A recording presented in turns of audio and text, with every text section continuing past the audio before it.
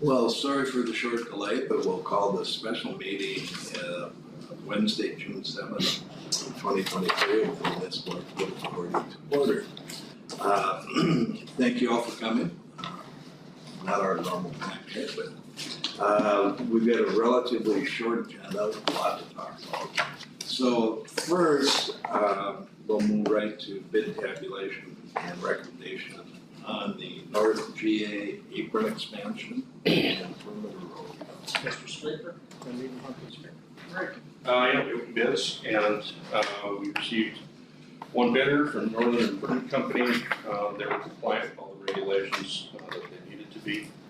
And the prices could be a little bit high, and but with the timing and inflation situation, that's something we're seeing on a lot of projects, not just in the airports, Out to you the project scope here. So it's reconstructing and relocating our north perimeter road up in the north end, reconstructing the east perimeter road as well. Those are two of the primary. And then adding concrete in the underground to accommodate the new hangars that Fargo Jet Center has under construction now. Adding a retention pond up on the north end near County 20. And there's 3 schedules, and I don't know, John, if you want to talk about the 3 schedules. What we would look for today is the approval of Schedule 1 and Schedule 3, and then we can talk about Schedule 2. Yeah, Schedule 1 and Schedule 3 accommodate the hangar construction that's underway right now. We should move ahead with that to match the schedules are already underway, and possibly hold off on Schedule 2 until a future date. Yeah, so Schedule 1 and Schedule 3, we can hold the bids for 30 days from June 2nd when the bids were open. Schedule 2, we have a provision in there to hold the bids for 90 days. And the reason for that is Fargo Jet Center is negotiating with tenants for the 2 future hangars that you see up here in the north end. At least one of the hangars, possibly 2.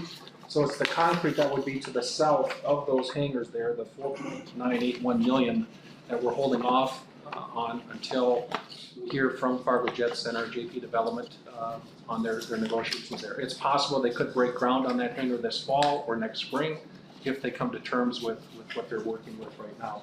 If they don't advise us that they've come to terms or the 90 days expires, then that part of the project goes away, and we will likely rebid that at a time when Fargo Jet Center has an agreement in place with the tenant. And then we will add to that the access roads that will have to come off of 20th Street up here to serve these hangars as well. So there'll be a different project or a change in scope in that project if we have to rebid that. Okay, Mr. Chair? Yes. Sean, is there a required setback for the concrete we're responsible for and the tenant is? Yeah, 50 feet. So from the width of the hangar and out 50 feet from the hangar door is the responsibility of the tenant, as it is down with the new hangars that are under construction right now. However, the FAA has looked at some of the area up here to be ineligible, but we're working with them on the eligibility of more of that concrete in the area. I don't know if you can do that, John, but this is what we reviewed when we went out to bid. Sean, Yeah.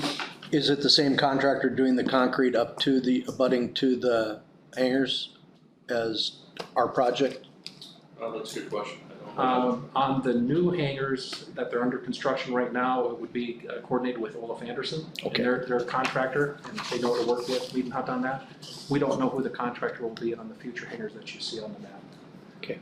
But it would be coordinated with Mead & Hunt, whoever that contractor is, in terms of the mix design and then how they connect it to or adjacent to our concrete. We did have issues on a couple of other projects where they tied into it.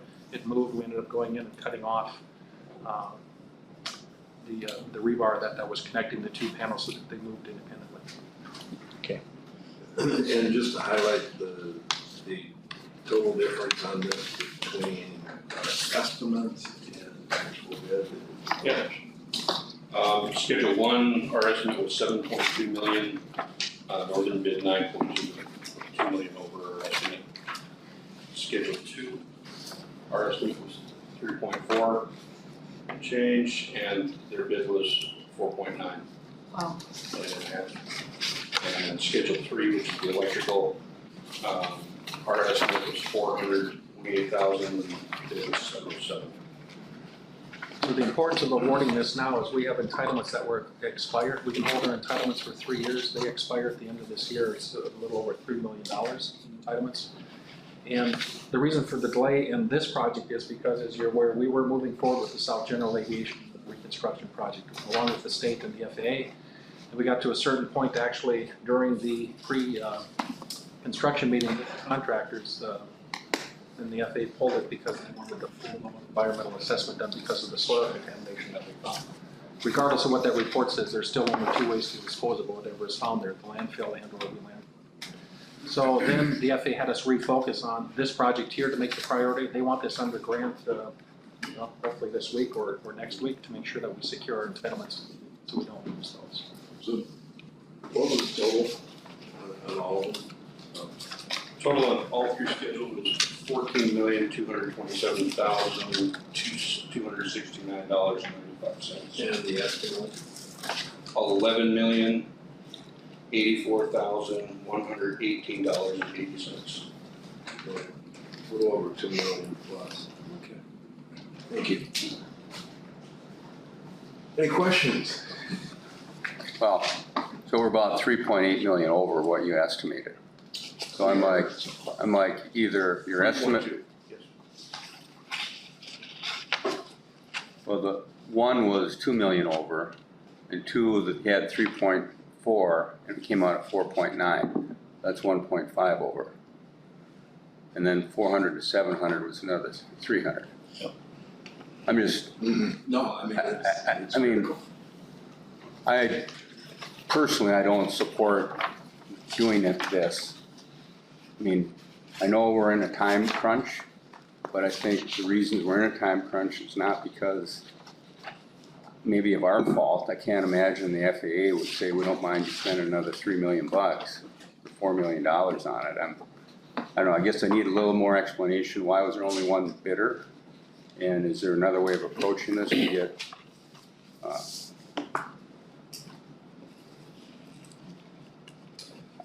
Like Sean said, the original plan was to do the South GA apron. At that time, we had better timing, better bid conditions at that time of the year. We had a lot more bid interest. When the FAA pulled that one and said switch gears, North GA, because we need to get that under grant, otherwise you're gonna lose your grant dollars. It put us into this timing. So it's not completely surprising that we would get only one bidder, and that the bid would be somewhat high at this time of year. So unfortunately, because of the FAA pulling South GA, this is the position we're in. so are we absolutely in a corner now? Yes. I mean, there's no way we can get another bid or have someone else bid it or, Well, it's a public Those that would have, process. Would be rejected. Yeah. It's over 10% of our engineer estimate, so we have the ability to reject and go out and rebids. The question is, what's your opinion? yeah. What happens if we do that? my opinion is that you won't get another bidder. There's not a lot of bidders in this arena that would do this work anyway. So those that would have bid already. And the bid opening was delayed twice, 3 times. The original because no underground pipe companies provided cost, and then there was no underground contractors provided cost. And then they finally talked the company into bidding the pipe and an underground contractor to bid on underground work. I don't want to lose the entitlements. To Mr. Bird's point, Sean, Fred Slonger's still is FAA going to increase their participation in the project to 90%? It's still eligible, yes. But do we know that they're going to increase? We don't know that, but if it's eligible so that there can be maybe what they call discretionary dollars awarded to it as we do the grant closeout. It seems like the FAA is going to put us in this box. Yes. The grant amount doesn't even really cover the overage, almost. Well, who was the company that did the runway up in Grand Forks? 3D construction. No, excuse me, Strata is working on the extension right now. Okay, Reedy did the intersection last year. okay. Reedy didn't bid the extension this year, I think they're too busy. And Strata was one of the bidders that was holding plans on the cell GA. My guess is that they filled up since then. Mr. Chair, I move we accept the consultant's recommendation for 1 and 3. Is there a second? Second. We have a motion and a second. We do have any other discussion on this matter?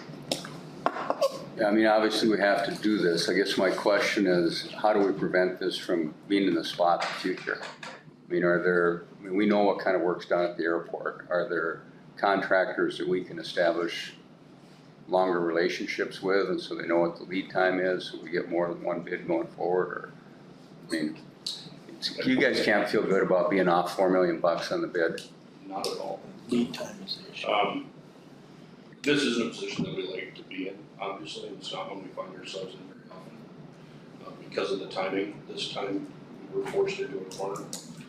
I think that the airport does have really good relationships with local contractors that can do this kind of work. It's kind of specialized to do big, heavy-duty concrete. And typically we all strategize as your team to put you in a great position for the right bidding times to get a lot of competition.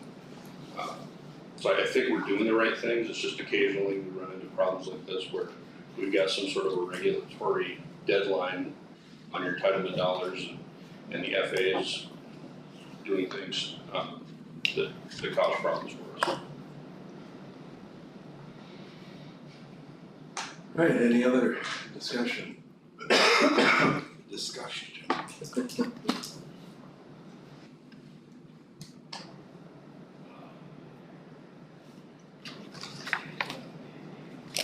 So the motion was for 1 and 3, not 2. We'll talk about 2 later, you said. Okay, all right. We'll be disappointed with 2 later. Yeah.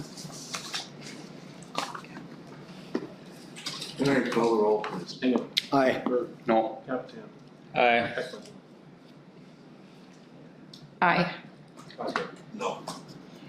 Motion carried 3-2.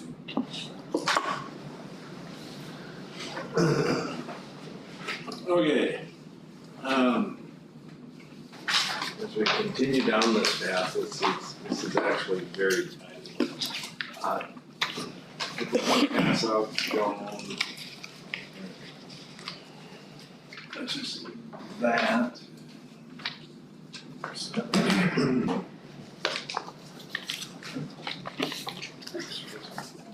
Over here. It's really good stuff. All right.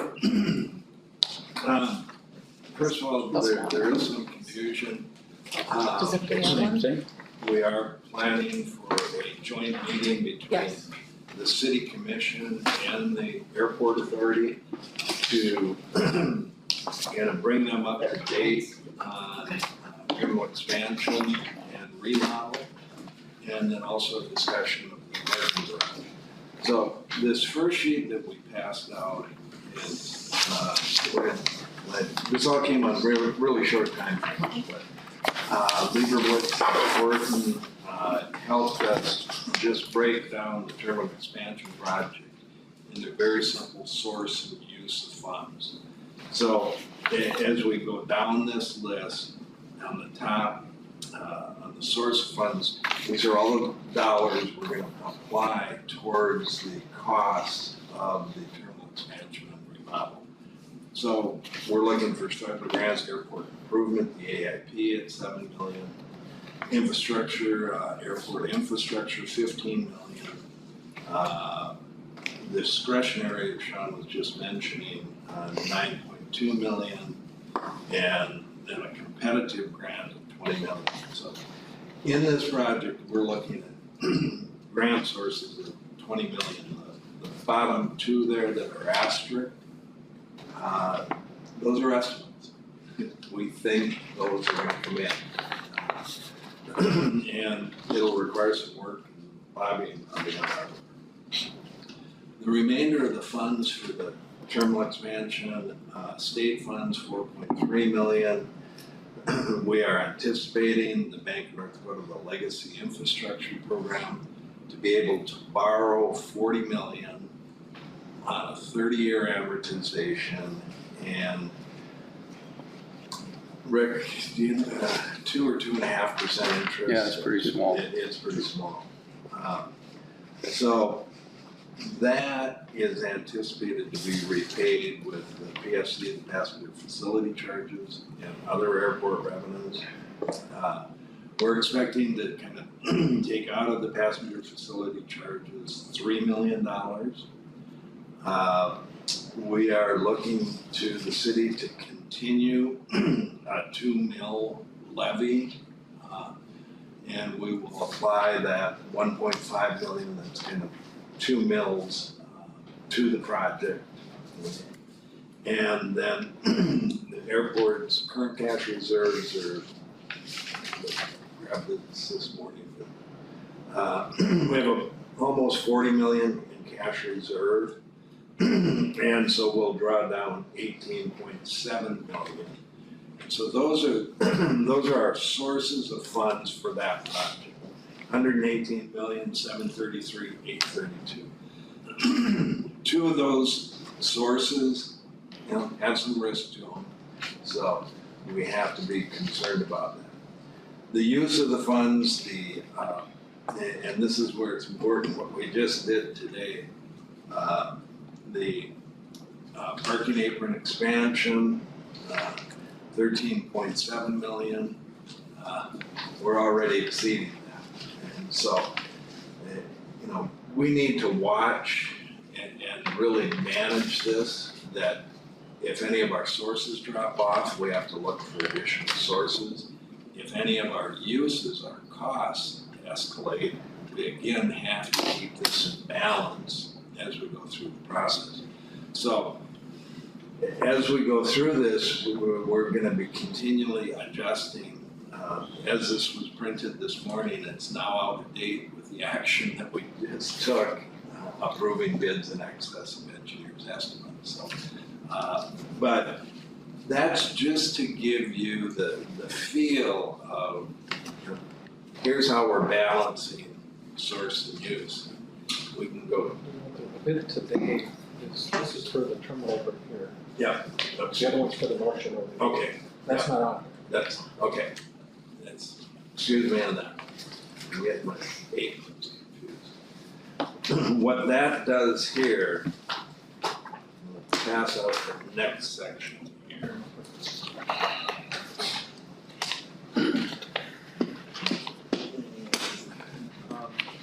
How many pages? Just one. Yep, okay. It's just one page there. Take a minute if you want, Rick.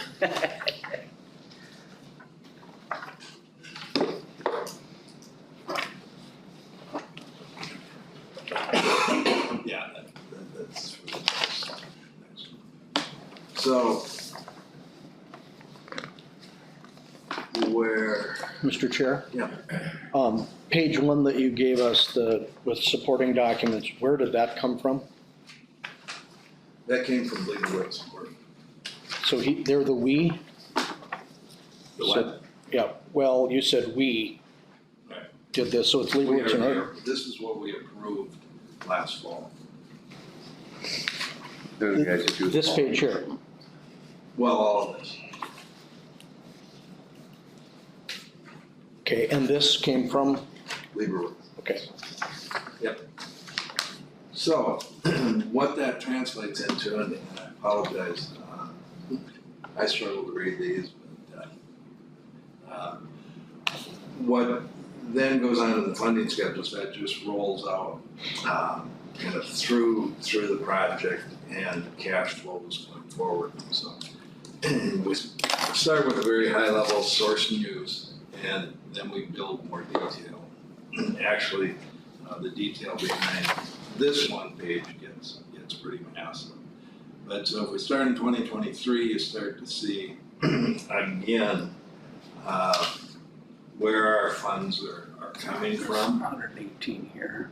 Well, how that's tying into the whole process and what it does as we look at our cash flow. And so, as you run this now from 2023 out to 2031, really what we're concerned with is, do we have the capital? Well, first of all, do we have the capital to fund the projects, and do we have the capital for additional projects? The first one that is in pink up towards the top there, that's the discretionary funding. That one can bite us pretty quickly if that doesn't come into play. That will force us into some decisions.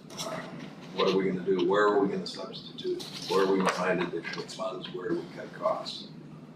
But if you go down to the next pink line, funds carried over to the next year, this is kind of what's gonna happen with our reserve dollars as we go forward.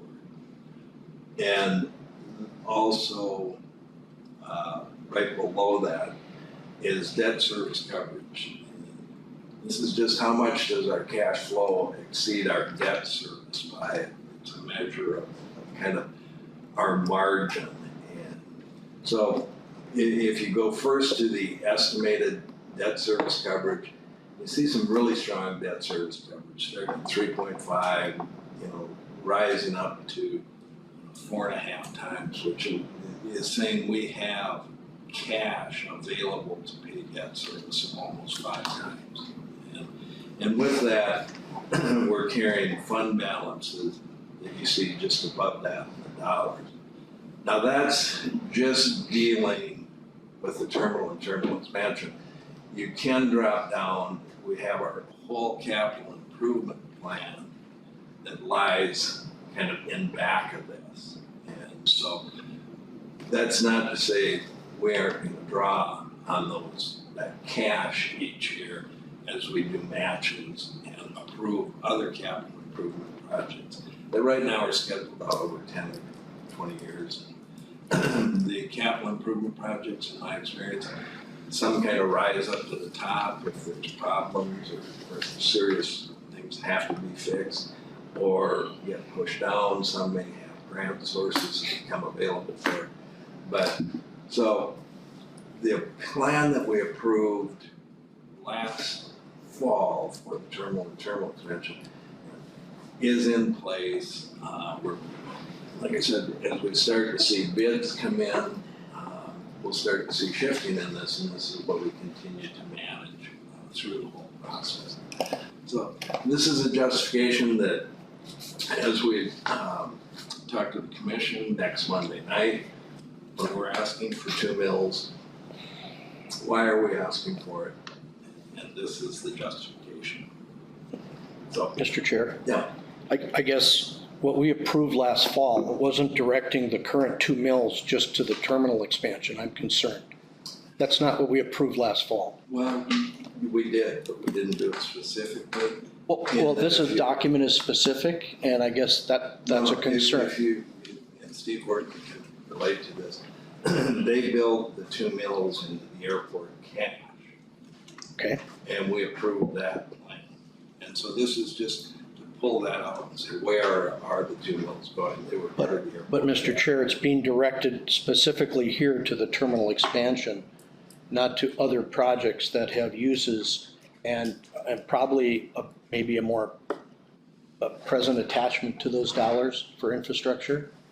Money's So fungible. I mean, money is, but I did not approve 2 mills going to the terminal directly. In order to do that, we would then have to have gone right to the city and asked for those additional 2 mills. You approved and we approved, we approved using the airport operating revenues. Yes, I was chair at the time, and we did not approve specific 2 mills for the terminal. And so I'm concerned about the document, the timing of getting this for a meeting of this detail. A day, 2 days, 5 days would have been better. So I'm concerned about the information we're getting in a short order, whether we're acting on anything What would or you not. suggest? Well, first of all, I'd suggest allocating mills to a terminal expansion that was not specifically called out last year we should have a conversation about it if we're going to do that in a pro forma, rather than just doing it and handing it to us. That's a concern. And if Lieberman and Lieberwitz and Horton did this, their name isn't on it. Okay. Most consultants put their name on a document when they present it. What are you suggesting? What would you like to do? Well, more You want time, to I'd like, stop the project at this no, I'm saying when documents are put in front of us the day of the meeting, that short order, we don't have time to do research or deep dive into it. You have the rest of this week, and I apologize for the short timeline on this. I appreciate giving a week. We can change it now, so if we would, what would you like to do at this point? Well, actually, I would remove it, because if they've been allocated or those dollars are generic to any and other projects, not have them included. Would be one part. The airport operating revenue includes the mill levy in the model that we approved. Okay, we are not allocating, if you're worried that there's a direct tie that says the mill levy, the 2 mills can only be applied to this project as we go through and look at this. That's not what we're doing here. But the monies that were approved, and this project was approved based on drawing revenues from airport operations, including the mill levy. If we're going to the commission, and if we're going to Commissioner Strand, I want to show him where that's coming in. It's 1.5 million that comes in, which is part of the capital expenditures for the whole project. Now, if you're worried that that says, okay, if you don't spend it there, you can't spend it somewhere else, I don't follow that, because the pot is the airport revenues that we're putting into it. It's the same thing. In essence, if you want to follow to that, the 18 million of cash, that's allocating, is that taking and creating a reserve fund? No, it's just showing where are the sources of funds coming from, and how does that play out and pay off the project? But in this one-page presentation, you're allocating those 2 mills specifically to the terminal. No, we aren't. Well, then why do we have this? If you want to, we can roll it up and put it in the 18 million in the airport contribution and make that 19.5. That probably would make more sense, but are there That other hides the uses? issue. Are there other uses of those dollars not specific to the This terminal? doesn't allocate, Rick. But we're talking about terminal expansion. This is specific to the terminal. And you're taking all those sources and dumping it into the terminal. And granted, that may be a quick way of looking at it, but, That's the only way to look at it. well, no, you just made a statement that our pro forma and everything is off a bit because of other projects that now we've approved. So, could any of that mill be going to the ground up there, the concrete? I mean, is any of it gonna be allocated? Could it? Again, what are you looking for, Rick? I don't understand. Well, I'm just concerned about the numbers and us getting these documents and not being able to review them and just, Okay, would you like to adjourn the meeting and come back on Friday? no. I guess I'd like a little more time to review documents, Well, that's why we're here, that's why we're going through them. but we just received them today. Absolutely. And they were just produced last night. So just kind of in the bigger picture, what we want to do is, I think, Mr. Chairman, we want to know, what's the cash flow, if you will, in the terminal? What's the cash flow overall in the airport as we make these big decisions? And so where that money comes from and goes to is kind of all in a big pot. And we can dedicate it however we want, but I don't think anyone really does want to dedicate it just for one thing, because Yes. things change. So I think you guys are saying the same thing on that, but so I think just from my perspective, if I look at this sheet, you kind of have the projected net operating cash flow each year. And so I know this is just kind of looking at the terminal piece, but you know, that shows like 2.7 to 3 million kind of going forward and rising up. So I'm assuming that would be we would make our payment on that 40 million, and that would be revenue we get from the AIP grants and different things. So I think, I guess that was kind of one of my takeaways from the sheet, is just really, does the thing carry itself? That's what I'm trying to probably Well, understand here. and that's the purpose of this, is to look at that. We also then, this is a live, active document. The only thing I can guarantee about this is, as the minute was printed, it's gonna be changed and it's gonna be off.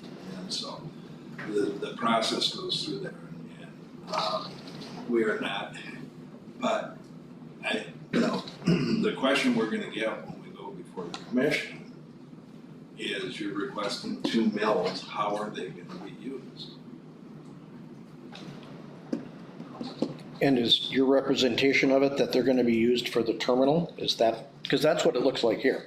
Well, they're gonna be used in match dollars against grants, as we've always done it, but we actually, Leibowitz and Horton had it just coming out of airport cash. And I asked them to break it out so that you can see where that mill levy goes.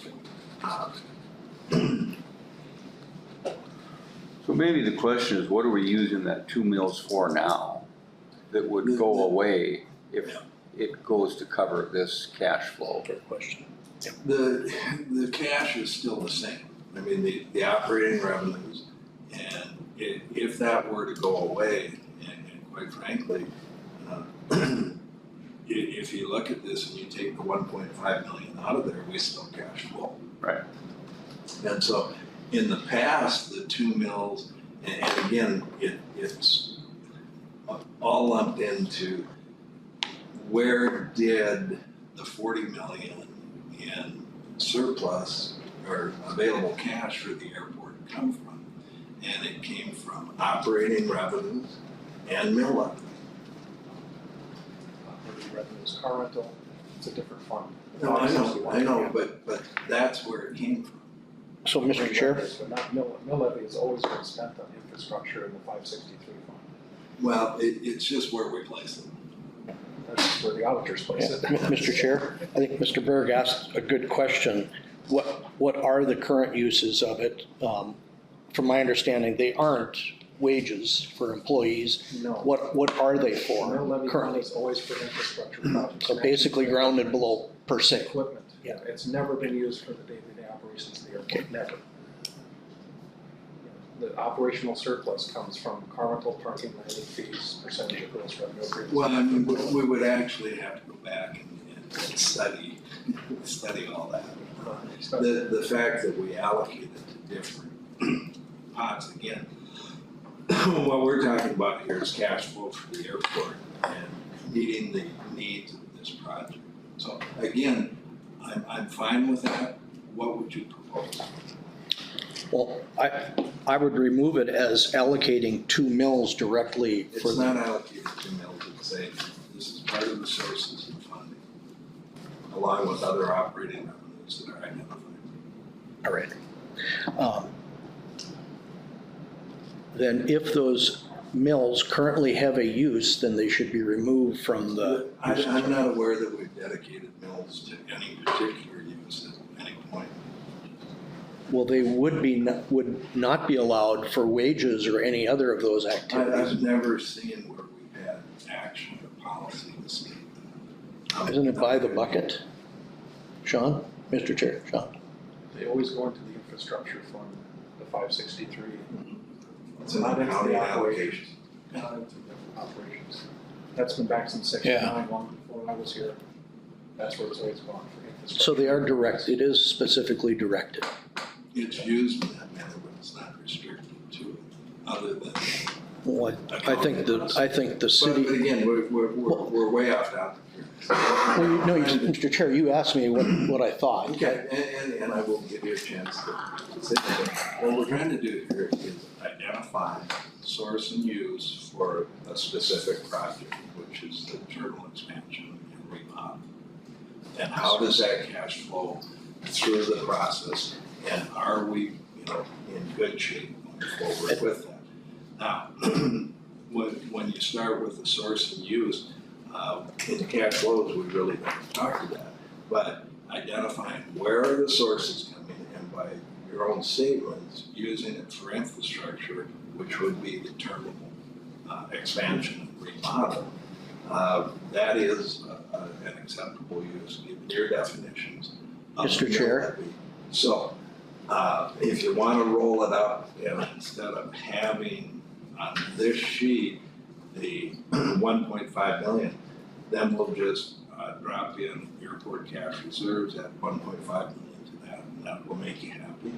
No, and again, my question is, when we go, we're gonna go sit in front of the city, next Monday in a brown bag, correct? Mhm. And we're going to ask them for additional dollars and talk to them about what we have going on at the airport. This representation makes it look like those 2 mills are being directed specifically to the terminal expansion alone. I don't think that's a fair representation, and I think understanding that those 2 mills have been used for infrastructure and maintaining facilities exclusive of wages is important. So when we go sit in front of the city and they go, well, you're getting 2 mills for it, if we happen to have a shortfall, we're not gonna give you any more. Because you're already getting 2 mills for that. Those 2 mills may already have a use that they're gonna be used for. Well, and maybe Mr. Horton would like to chime in on this, but I asked specifically where the mill levies were. This is our financial consultant, and he said the 1.5 million from the mill levies and the airport cash reserves. I said, well, let's then just pull it out and have it as a separate line. Yeah, I mean, I think what we want to do is we're making a case to the city Yeah. that this 2 mills is important for the airport authority. So, I mean, you've been talking to the city, I haven't. I guess, from my perspective, how can we best make that case? That's what I would say, and I mean, you've got a perspective that we shouldn't do it this way because that makes a better case, but I don't know. I mean, I think we want to make the best case to the city on the need to continue this 2 mills for infrastructure, however we label it. So that'd be my question to you, both, maybe John, well, maybe both Johns, how can we best present this to the city? I think we're splitting hairs. Yeah. You know, I see it both ways. In my head, the city, this is our first go of us really spelling out exactly how the millage will be used as after our memorandum of understanding. But, you know, I either way you look at it, it's gonna be the same. If we put it into the cash funds or to the infrastructure, I just don't, the main thing is transparency and that it's honest. I believe the city, if they buy into this, they're buying into the expansion as well, majorly. And it's an easy thing to justify when you got a doubling of your airport going on, that there's a huge expansion going in, that the need is real visible.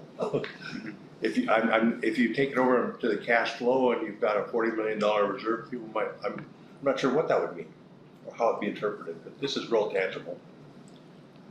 But be transparent. Your point is well taken, you know, because there are other projects that would have been used and have been used for without the expansion, I'm assuming. And there still are. And there still will be, There still are. And those will be funded however going forward. But I can't speak for my commission either. Mr. Chair, my concern is, it looks like we took those mills that were directed to the infrastructure bucket for use for infrastructure, and not have taken them out, but just redirected them for the purpose of this presentation, that these are 2 mills just used for the terminal. That's my concern, because they are not just used for the terminal. Might be used for the parking ramp or Some of the, or whatever. aircraft parking ramp. Yeah, whatever that may be, yes. That's my only concern. And this is just, like I said, here's your airport reserves at 18.7 million coming out of there. And the question, the logical question is, where's the mill levy? Why do you need it?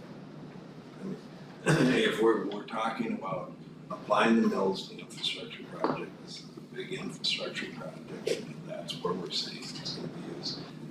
the pool cash is the pool cash. I don't want us, Mr. Chair, I don't want us to be short-sighted and say, we're taking those mills and allocating them to the terminal expansion only when there are other projects in that bucket has been used efficiently over a long period Well, of time. then maybe what we should do is take the, and I'm not sure we're gonna go down this road, but we should take the 40 million in airport reserves and do a little audit on it and say, well, how did it accumulate?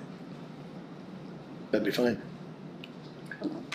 I think calling out each bucket accordingly would be appropriate too in a presentation.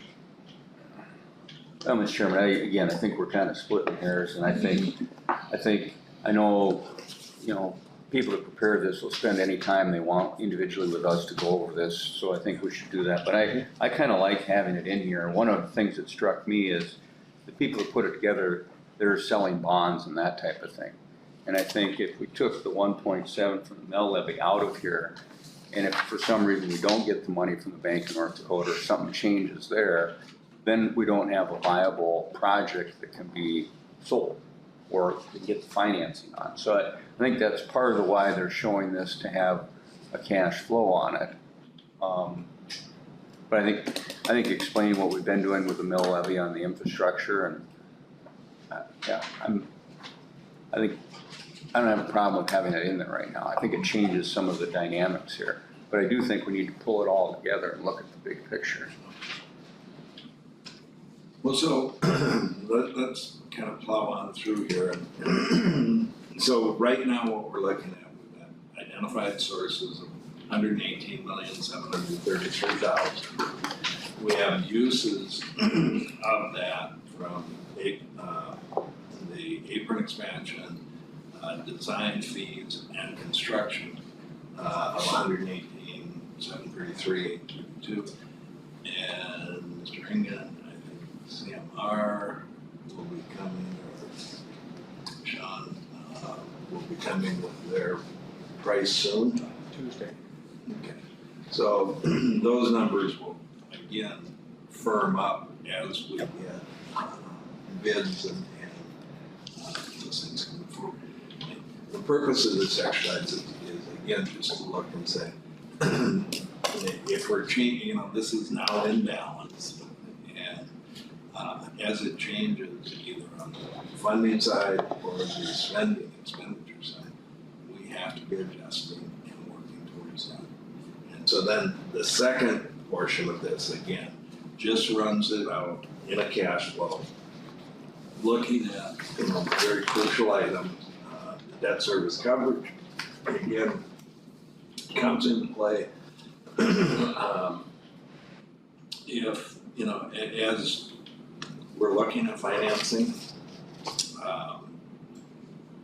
and those carried over cash balances drop down, and if you go to the bottom line, or the third from the bottom, right under other capital projects, you look, those are the capital improvement projects that are slated going forward, and most entities have those. And so we do have a cash balance, we have identified capital improvement projects that we'd like to do. And, again, there will be decisions made all along as we continue to do that. The overall exercise is to say that we can manage a cash flow of this project and still have operating cash available. So that's what this is intended, that's what I'm proposing to share with the city. And as we ask for the continuation of the 2 mills, this is highlighting one major project that's happening. So if you would like to change this, or Commissioner Stan, if you have any suggestions. I just have a question, looking at this from the outside. Your other capital projects, is there a breakdown of what that is, what that looks like? So we're not just wondering, or some sense of what that is? Sean, I think CIP. we have the CIP that we could. We have another draft that we just updated with the FA and the state a little over a couple weeks ago. It'd be good to have that as an ancillary adjunct here in your appendix. Just- Handed that out at our joint meeting Yeah. at City Hall a Yes. couple weeks ago. And that question will, I would guess people will just want to see it. And, you know, capital improvement plans are always more money than we'll ever have, but they're always reprioritized as different things happen. So, Mr. Chair, yes. I think if you broke out the cash reserves by the buckets, that might help. By the current buckets that are there. I'm not certain of the accounting exercise to do that, to go back and you're gonna make some assumptions of where those reserves accumulate. But if they're allocated in the accounting system, why can't we just use those numbers as they're allocated within the current accounting system? I don't know that other than an accounting allocation and using accounting allocation, I don't know. I mean, Okay. all the money's fungible, Rick. Well, can't we just use what we presented to the city for audit purposes and buy those buckets, the 5-6 accounts? The numeric 561, 563, whatever those numbers are, 561, 562. Yep. And have those broken out, because then that further discussion breaks down to the CIP and use of dollars, and then back to the mills too. Because the board will need to allocate a significant amount of the 561 operational reserves from parking and Carlton and mining fees towards this project. To be moving it into the infrastructure fund. But That's what we've done in the past. if we're, but just what you said, to try and say we've got 40 million and here's where it came from, it's. But That's pretty easy to do, but the exercise, But again, when we didn't allocate, okay, let's just follow the mill levy from 1969. And we didn't, as Mr. Engen is concerned, there was no allocation of the source of funds. So we can't say the mill levy was used specifically for these projects. It became part of the whole operating revenue of the airport and the accumulation of the reserve that we have today. But it's kind of a fool's errand to say, no, we used these dollars on that project. And so the surplus, when it's all left over, you made a batch of chili, it's chili. well, then a notation of the specific accounts that make up the airport cash reserves and define those accounts as a footnote, at least. I'm not sure what you're looking for here. I just said, notate that the cash reserves are made up of these accounts, and then footnote that and say these are the accounts that make up the cash reserves. These are the accounts as coded by the authority. But the reserve dollars that we have are surpluses generated over time. I understand. Well, I think Rick makes a great point, Mr. Chairman. I think the question for the city commission is, why do you need any support from us when we got 40 million? Yeah. So I think as a board, we should have a position on why that's important. Yeah. And I think, you know, my perspective at the very high level, I mean, you look at the sheet and other capital projects are another $136 million. Yeah. I mean, We don't have most, any extra cash. well, most government entities, it's like all the money comes in every year and is spent every year. It's more like cash flow every year.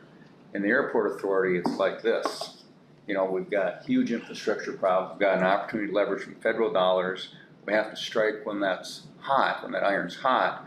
So I think that's a logical reason why, again, I think the board has been fiscally conservative. They've saved money to have the ability to do projects like this. And so I mean, I think that's part of the message we need to give to the city too. You know, we appreciate the mill, but the reason we have the reserve is because we have these unique projects that happen. And we have something like COVID that hits and potentially, I mean, it turned out well for us, but it could have been a real problem. We have to be able to cash flow the projects because there's a lot of front-end costs, architectural Yeah, engineering that's a costs great are all point. front-ended Yeah. until you get a federal grant. The timing and receipt of a federal grant typically never covers the full eligible share that the federal government can participate in. that will be true in this terminal project, whereby right now, I believe we're at 78.2% federal eligibility.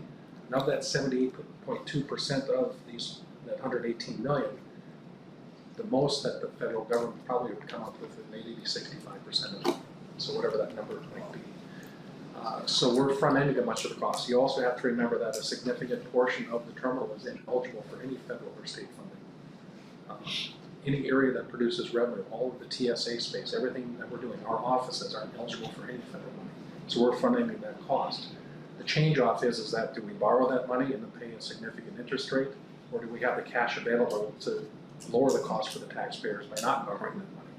That's what Well, this or board has done for years. we don't take the money from the taxpayers, we can get it. Yeah, but, yeah, you can certainly look at it that way. I mean, when we are taking taxpayer money in, and we are creating surpluses and reserves, there's a cost to the taxpayer. And we can justify it by saying, well, we're gonna save money by not borrowing, but personally as a taxpayer, I'll keep my money until you show me the need for it, and I'll take care of my own earnings. And I think this board has done a phenomenal job since 1969 demonstrating that to the taxpayers. It's their investment in this airport, it's their airport, it always has been, always will be. And it's an important investment that the taxpayers make. Well, you know, I think we're kind of spinning in a different circle here. The question remains, what do we want to do in presenting at this Brown Bag seminar on Monday with the city commission as to, we're going to be asking for a continuation of the 2 mills, and the question remains why? And so I put in front of you one way to do that, and I'm wide open to any changes or any different approach you'd like to make. Ultimately, when we go to the city commission meeting on Monday, or when we meet, do the brown bag luncheon, it's to ask for assistance with the parking garage and in a sunset plan, which seems responsible to the taxpayers to help with this infrastructure plan. So, They kind of morphed it into 2. okay, Yeah. And it was just 2 years ago, the request for the mills in the past had become rather routine. And the city, I think, just sent a letter each year saying we would like to ask for this amount of tax dollars, property tax dollars to support the airport, 2 mills not to exceed $1. When the separation between the city and the authority occurred, the question came back in that the authority was going to be independent, and so it was and then the request for the 2 mills came in, and the commission looked at it and said, wait a second, we've separated its entities, but you want to continue with the mill levy. And so at that point, what was asked of the authority was come before the commission and tell us why you now want 2 mills and going forward.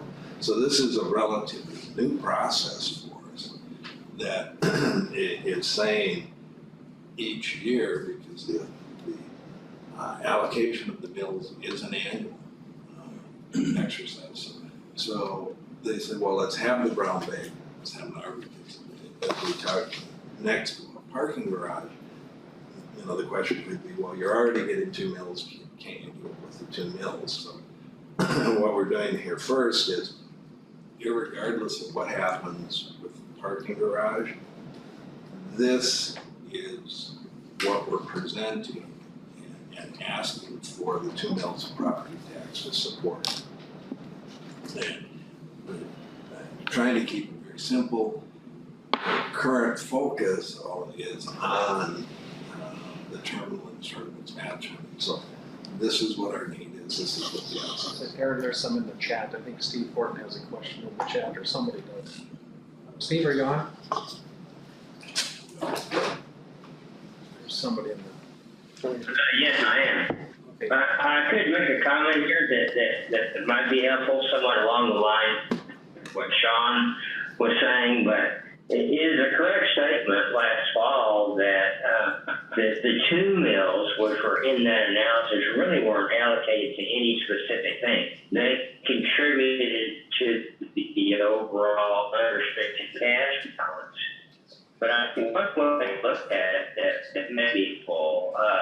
First of all, the airport's financial situation is, for a small hub airport, is as good as I see anywhere across the country. It was that way before this project came along, and it will be that way after a $20 million terminal expansion. But it just appears what you've been doing over time is accumulating a very healthy cash balance, so that when these big projects come along, you don't have to borrow as much money. You save quite a bit of money on financing by accumulating these good, solid, healthy cash balances. And the mills that you've been getting from the city contribute to building up that cash. So we just treated the mills in the previous analysis as contributing to building up that cash balance. Again, so that you don't have to borrow as much money and you save on financing costs. I think that's a good reason for accumulating cash. So, I mean, I don't know, maybe that would be a good point to make to the city next Monday. Mr. Chair, Yes. this is Rick Ing, and so is it fair to say that since the airport authority is limited to 4 mills and not asking for anything with respect to mills and contribution from the city, and then as the need arises or a large need, asking for 4 mills at that point in time isn't prudent? In other words, accumulating over time as opposed to just in time with the mills? Well, just in time, you won't have more than, currently I think one mill is about 800,000 or so. So if you have a very big project, if you ask for the mills just in time, you won't have accumulated enough to fund a rather large project like $120 million terminal complex. If you accumulate it over time, I think, as we've said, you'll build up a big balance, a $40 million cash balance, which you can then use to make local matches, pay for ineligible projects, and reduce the amount of debt you have to borrow. Thank you.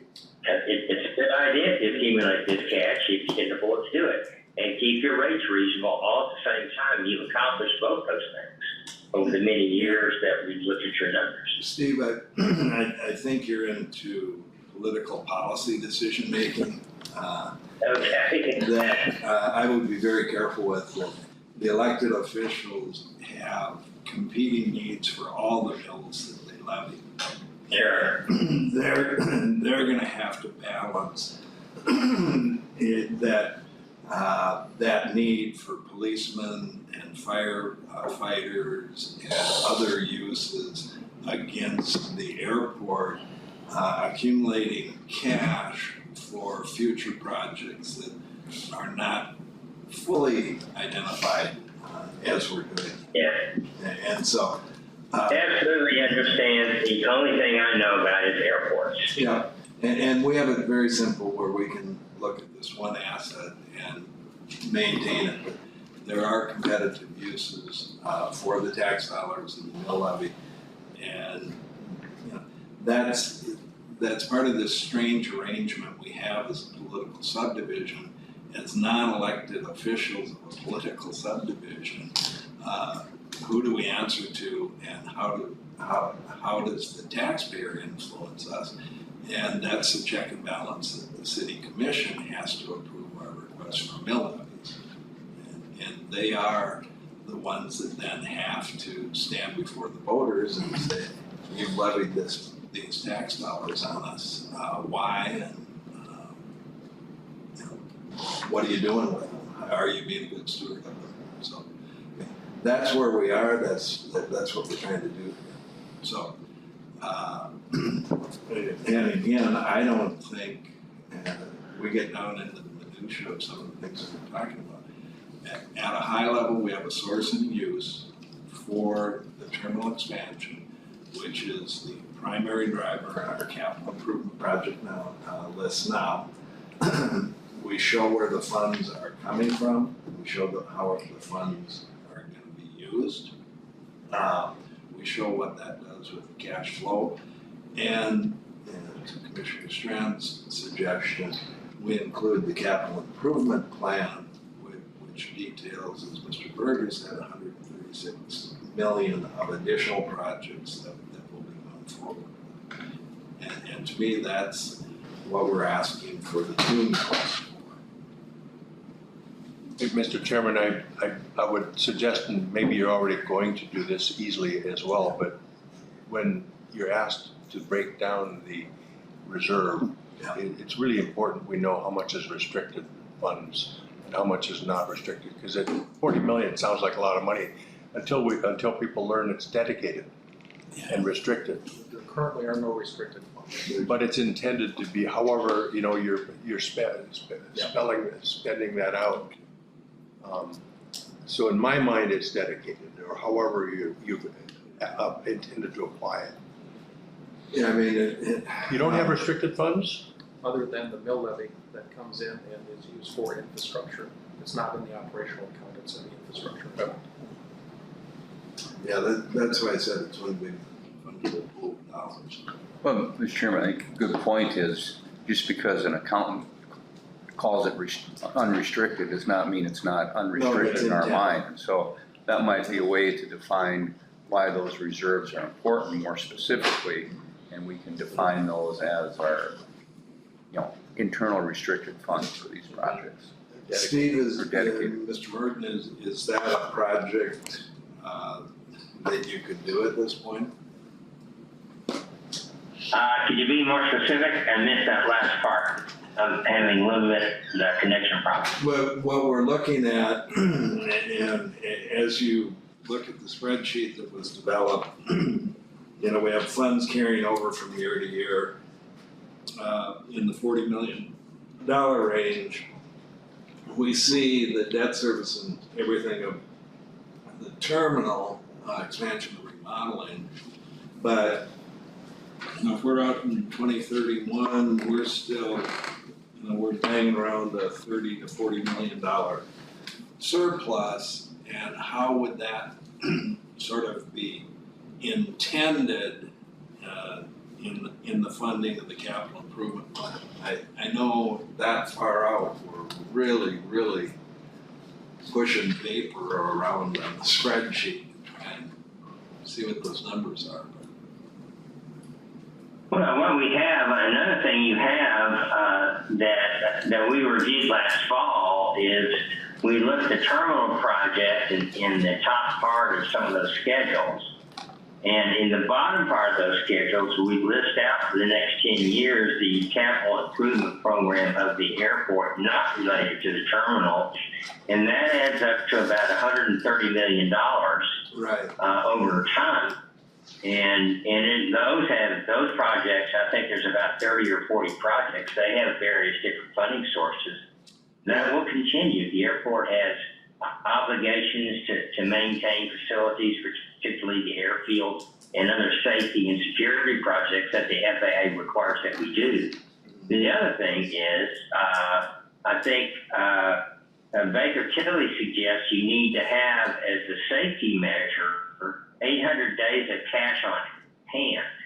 And you see that number, or we calculate that number, and Baker Tilly suggests 800 days. I'll bet in 2019 and earlier, it was probably a lot less than that. 800 days just divided by 365 to look at how many years of operating budget. Steve, I don't wanna take us down a whole other road here, but Sure. 800, 3 years of cash, seems like a huge number. Are you seeing that with most airports similar to Fargo? We're seeing that number grow because of what happened in the pandemic. In 2019 and earlier, we didn't see that much. We saw maybe 1.5, 2 years of airports maintaining cash balance for unexpected events and emergencies. Right, and I are know you, that are you, you know, numbers grown significantly. okay, are you, when I ask a question, can you give us peer airports that when we look at their balance sheet have 860 days of cash, or are they more than 1 year or 2 years? Frank, I mean, I haven't looked at those numbers specifically. Those numbers are available from the FAA, but I think it's closer to 1.5 or 2 years. Okay, well, again, I mean, if we're gonna go to this level of detail, we're gonna open ourselves up to that I think that's discussion. probably kind of simple though, Mr. Chairman. I mean, 800 days is $21 million. Yep. So that speaks to this reserve that we've Yep. got. Putting 18 cash in the terminal speaks to another big part of it. So, I mean, again, I think as a board, we should set some of our parameters and what we feel is appropriate, but Yeah. I think that's kind of a simple one if that's what people are The Baker Tilly suggesting. report, which was printed at the time, was requested by the city through Ken Costa and the mayor. That's why that document was created. Because of the question of how much cash. And once that was produced, it's like, oh, okay, you're on track. So we thought we put that to rest a number of years ago as to why there's a cash accumulation, not only for specific projects, but what does the industry recommend in terms of cash on hand? And Mr. that's why we Chair, produced the document for the city. Mr. Chair. Steve, could we get these spreadsheets from you? These three? The three, yeah, you mean the Excels or whatever? Yep, the three spreadsheets we've got. Can we get them from you? Yes. Thank you. Well, we probably have more questions than answers now. So again, I'll take us back to, this is what I was proposing. I would welcome any help and assistance. What additional information? I think we need to be careful with. This is a policy discussion. It's not a line item debate over specific items. It's a dynamic document that will change and have to be adapted over time. It does point out to everybody, I think, some of the risks and some of the decisions that have to be underway. Our discussion of how much cash, and I'm always afraid of hard policies on very numbers, but if we're gonna say we're gonna maintain 800 whatever days of cash, and we have a $4 million funding shortfall, are we gonna cut the project back, or are we gonna be willing to drop our cash down to 300 days? So this all sets in motion sort of a financial management tool. And again, the request, as I understood it, in Rick, you were at meetings, that we make the brown bag luncheon. You're asking for 2 meals. Why? Well, I guess Mr. Chair, I guess my understanding of the brown bag was to first discuss the parking facility and then talk about the use of the additional mills that we're getting, Well, in whatever order, I And guess. I know we're gonna run out of time here, Yep. and we do have to switch over, but to me, the first question is we're coming back with a request to continue the 2 mills. Okay. And so, forget about parking garages and anything. This is, why should Commissioner Strand and the rest of the commissioners vote to dedicate 2 mills of property tax to the airport? And that's the first thing I think we need. And I will tell you, in the past, when you look back, it was simply a letter from Sean asking to renew the 2 mills with really no. That's because it was in the state statute. So 6 years ago, the state legislature for the 84 airport authorities in the state changed the word shall to may. So the MOU has nothing to do with it, it's state statute, so you have to request. The only time that you don't is if there's debt. Once there's debt, then they shall. Well, that gets It's in the century code. whole other thing, the city, if we are gonna use that, since the city, depending on the type of debt we use, the city may have to back that up with general obligation, which creates a liability for the city, and they will have we have to convince the city then, not only to do the mill levies, but to take on the liability of the debt. So.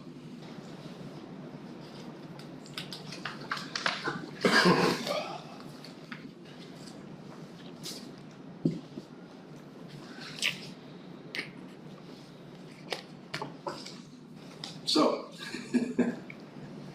at this point, I don't think there's a motion we can make, but all of us will be in attendance. We all have the ability to have input into it. These are the documents I'm suggesting that we use for discussion with the commission.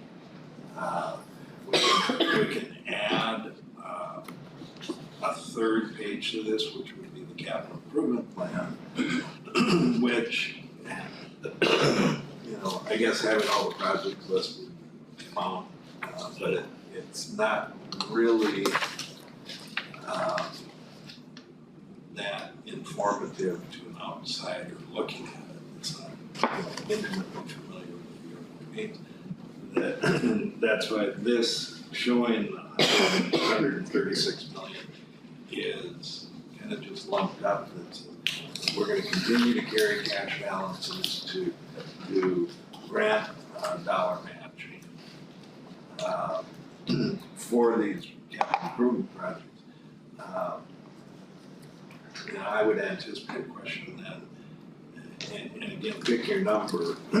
You're getting 70% grant funding, so you need match for 30% of the 136 million.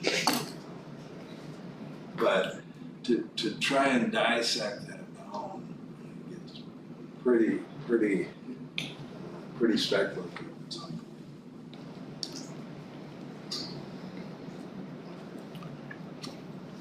Mr. Chair, I think somewhere on these 3 pages we currently have, and the 4th page, if we can do it on another page for the CIP, for the brown bag, should be the statement that it is recommended that we keep 800 days of cash on hand as a footnote item. It should also be noted that the mills that we currently are using have been used for infrastructure. So it doesn't look like they're just sitting there. I mean, they're actively, it may go into a bucket, but they've been used. They have been used over the decades.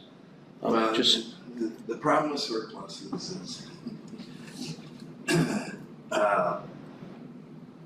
if the city hadn't issued or approved the mill levy, then you likely would have less cash on hand, but the taxpayers wouldn't pay the tax.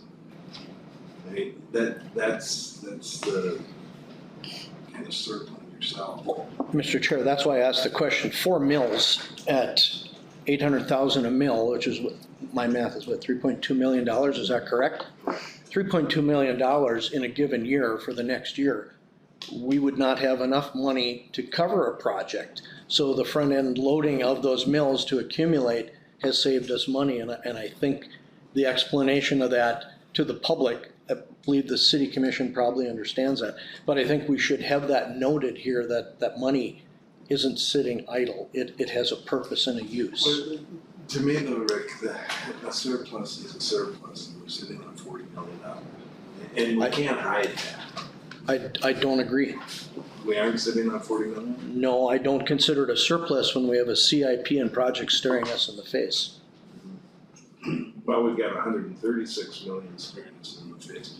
Would you suggest that we fully fund that in a surplus, that 136 million? No, I don't believe that. Okay, well, then it's how much should the surplus be? The term surplus is kind of arbitrary. Well, And there are commissioners that have said, well, you've got $40 million sitting there, or you have 20 million sitting there, we're not gonna do this. It's not just sitting there, it is for a purpose. And yes, it is a surplus for a purpose. I think we need to be very clear how we explain that or state that to the public. well, and some of it, we're gonna spin out of here. Some of it is based on how the airport authority has chosen to operate. Yes. And so And again, there's been a conscious effort to self-fund projects and to pay upfront different costs. Any of these projects could be financed, and the argument being, well, we haven't financed them, so we've saved the taxpayers money. We just came through a 10-year period of very low interest rates where the savings were probably negative in the arbitrage of the whole thing because of what we were earning on the reserve surplus versus the cost of borrowing. So I think we have to be a little bit careful there. Mr. Chair, I'm happy to have that conversation because long bonds bought at a 2.2% yield. Now we're underwater substantially, so I would have that conversation with you at another time. But Well, not for I the mean, purpose of putting this but together our for a meeting. surplus was earning money market rates over those times. Yes, And so the savings, so to speak, when we had 1% and 2% interest rates, we were limited by state statute too. no, well, again, Yes, we are. that's a whole Yeah. different discussion. So again, I go back to, what are you comfortable in presenting, to the commission for this? Mr. Chair, as I said, the CIP added these documents with the footnote of 800 days of cash reserves and calling out the accounts, the 5-6 coded accounts and their intended uses, whether they're funded or not, but the intended uses. So that's a conversation piece for the board and for the city and for the public.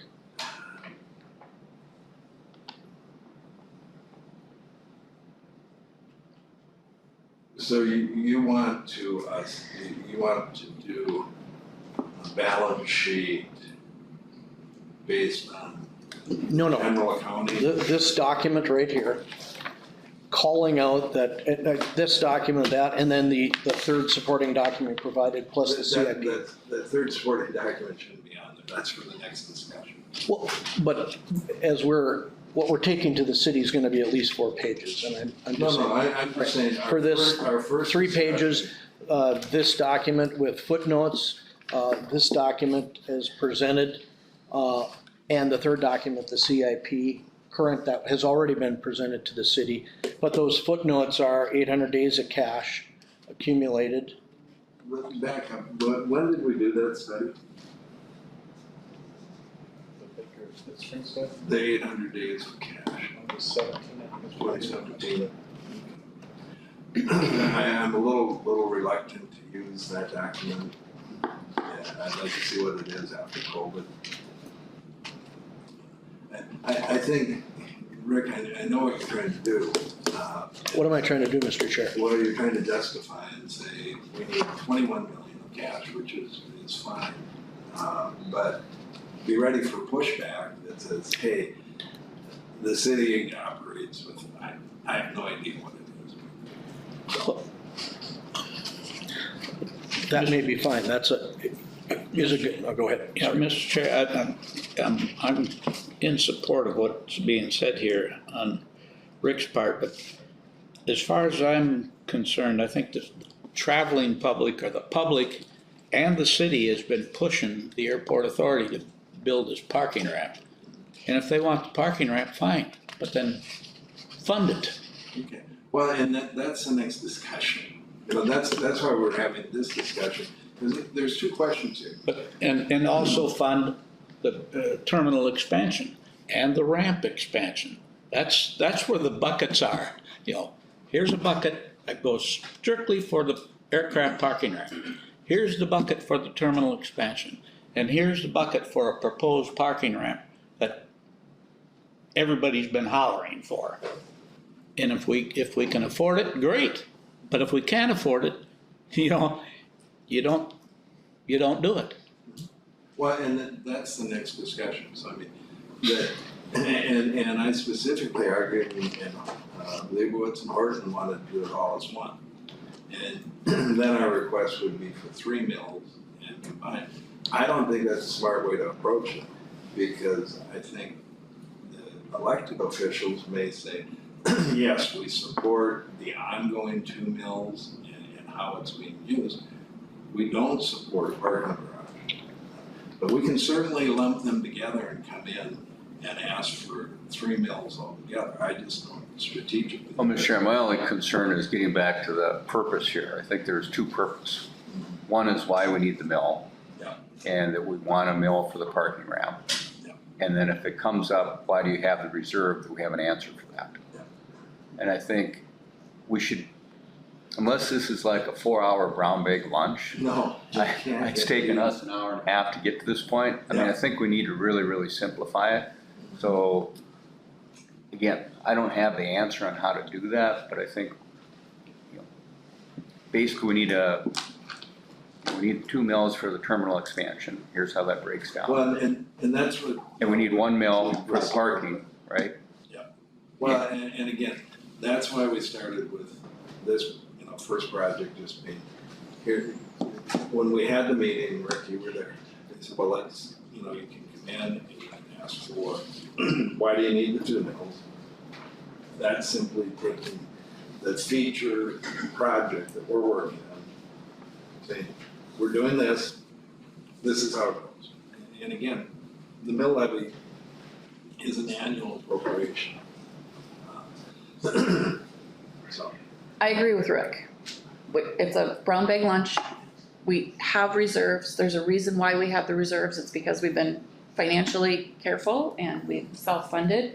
And we've got a lot of infrastructure and necessary improvements coming up that we will have to continually fund, whether it be runways or aprons or tarmac and TSA. And so as long as the city commission understands that we have ongoing required infrastructure and that we've been careful with our 2 mills, and we wanna have, if possible, add on 1 more mill with a sunset clause for a parking garage to help that get off the ground, you're kind of breaking it down. And there's a reason that we have the reserves and it's important, and COVID showed us that. Mr. Chairman, from my outsider perspective of seeing what confuses me or what I don't understand easily, in this sheet that Rick is referring to, and I'm seeing where you're getting at, it looks like that 2 mills is dedicated to the terminal project. But really, and the way I'm seeing this here, you've got 1,500, it's only listed once, it's really an annual, every year recurring revenue.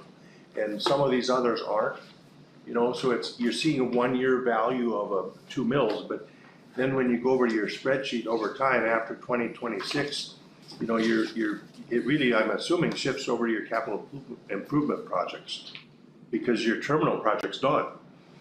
But the need is still there and the revenue continues every year to be applying to the capital improvement projects.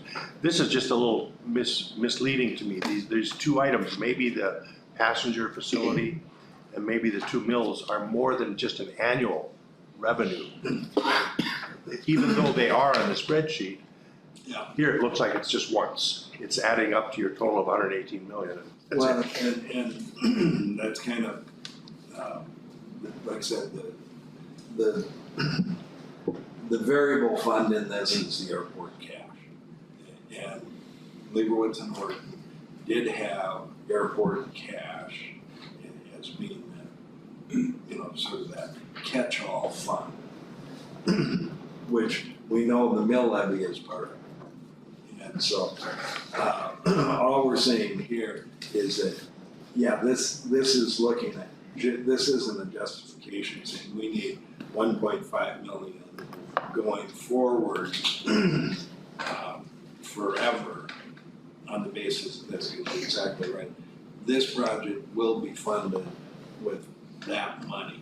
Once funded, then done, and those dollars then will drop down into the other capital projects of the 100. So this is kind of just saying. Now, I don't know how a good way to do that, because what we're trying to do is identify the total sources where they come from. And so that's the breakdown.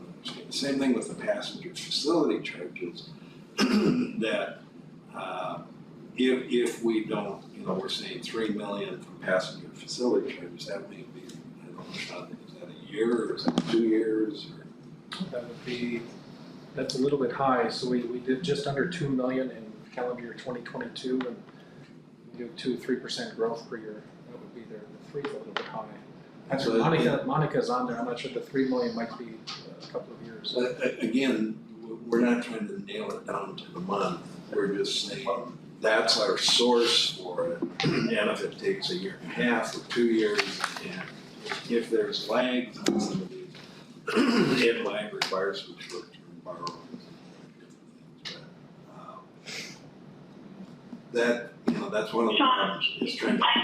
If you'd like me to address that $2 million real quick, that $3 million was just assumed to be during that year or two of construction, TSC funds that you'll be accumulating that you can use directly to the project during construction in total. It's about a year and a half worth of collections. And that, The rest that's of the same, TSC that's the same with the mill levy. While we're under construction, we're gonna accumulate 1.5. Yeah. So that's why it's in the So first year.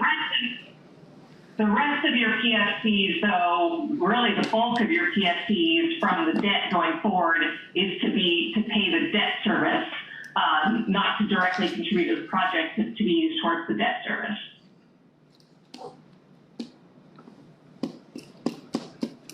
Okay? Thank you.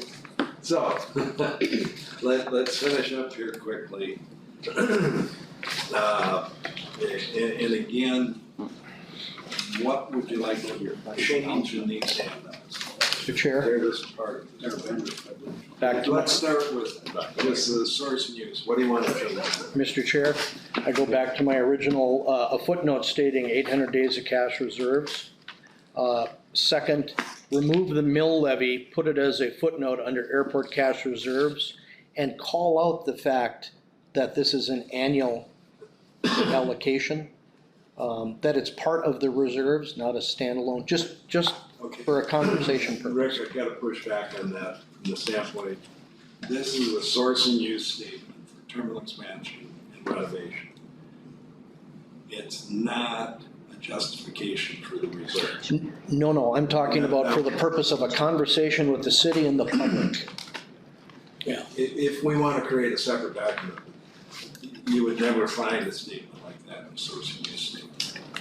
Unless we're gonna put in there a use of funds is the, Mr. Chair, I've never seen a source and use statement by a consultant without their name on either, so. Mr. Horton, would you alleviate Mr. Engen's concern that you did this? Monica's the only one left on, Steve had to leave for. Mr. Horton had to leave, but yes, Mr. Horton and I, basically what we did last night is we took data that we had updated in our analysis, which is, Sean knows is about a 20-page spreadsheet, and we reformatted it into this format at the request of John and Sean and Rick for your presentation today. So it's our data reformatted at your request. Mr. Engens, does that make you comfortable? It does, I still would want it moved under airport cash reserves. But it's not a source or use of funds when we're talking terminal expansion and renovation. If you want to put it over on the spreadsheet, that makes more sense. It's within the same, section, just under cash reserves, because it is directed to cash reserves. But that would be airport cash. What would you want to list the total there is 40 million and then asterisk and footnote that. No, just remove tax mill levy 2 mills And then and, you add it to airport cash reserve. and put it as a subsection below, add it back in so we can have the conversation of, these are dollars, where do they go? And then what are the uses, because there's. That's a separate discussion here. We need to stay with, here's the source and uses for the terminal expansion. What you're talking is more of a high-level policy discussion on why we maintain a $40 million reserve. That's a separate analysis. No, I'm just asking it to be moved. The 40 million's not in here. No, I know that. I'm just asking the mills to be moved as part of the, You wanna add the mills in, and so it'll be just move it 20 below. million. Yep, just do it as a sub. So, okay, well, I mean, whether it's a footnote or it's in there as a source really makes no difference. 'Cause what we're gonna do is we're gonna take 18.7 in reserves, add 1,000,005 to it. That will be your airport reserve. Yes, and then footnote that 1.5 million is the mills for the given year. But again, well, the first question is, where are the mills? I don't think it changes it, but it'll make you happy. We can do that. All right, is there anything else that's the one change to the source and use? And then we'll have the CIP included to present to the Well, yeah, brown let's just bags. get to that. Then the second page on this is the cash flows. As we look, again, we can go in deep dive on any of these and get lost in the minutia of them all.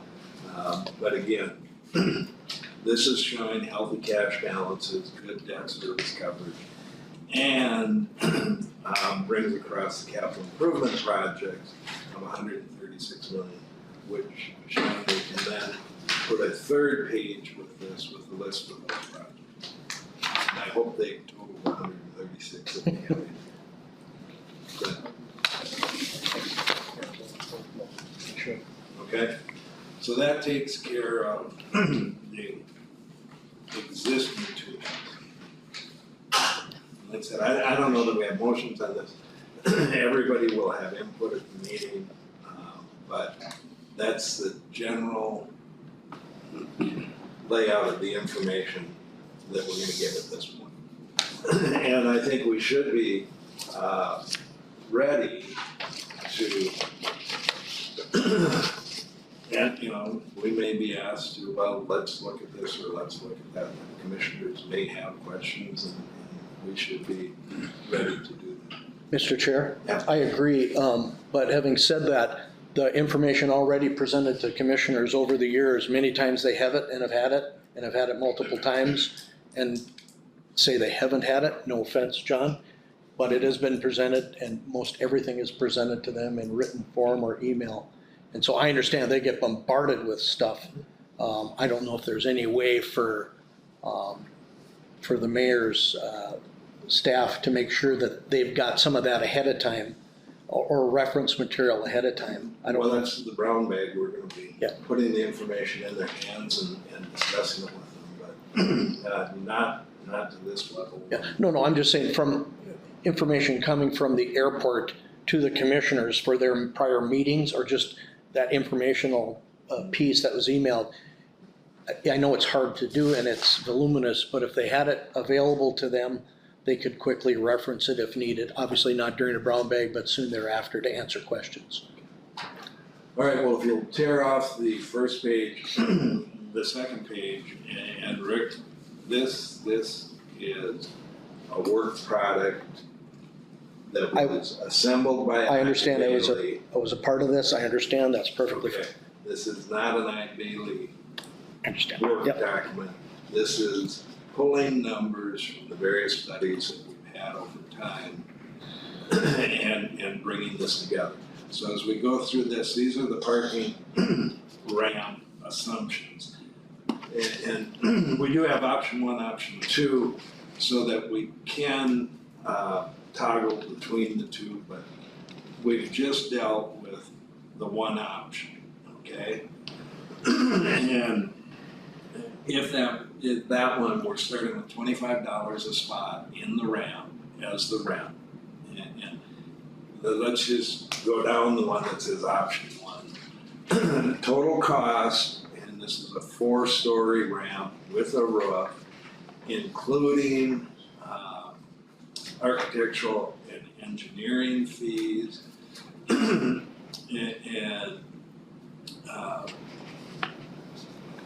those are numbers that are still changing. Our CMAR contractor has kind of given a rough order of magnitude estimate that's a little less than this, but we're kind of sticking with the high end at 39,736.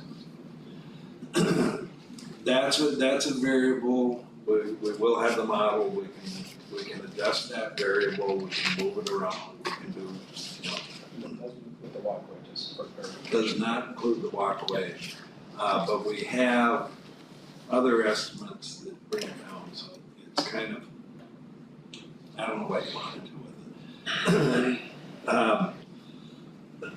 it. So this anticipates, and this is from the city's bond consultants, interest rate of 5.25% on bonds and a 25-year bond ladder or amortization.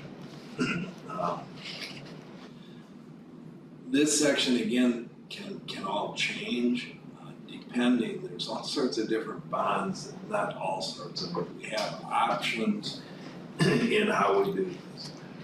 One is to again approach the Bank of North Dakota and see if there's appetite in their new allocation into the legacy fund dollars.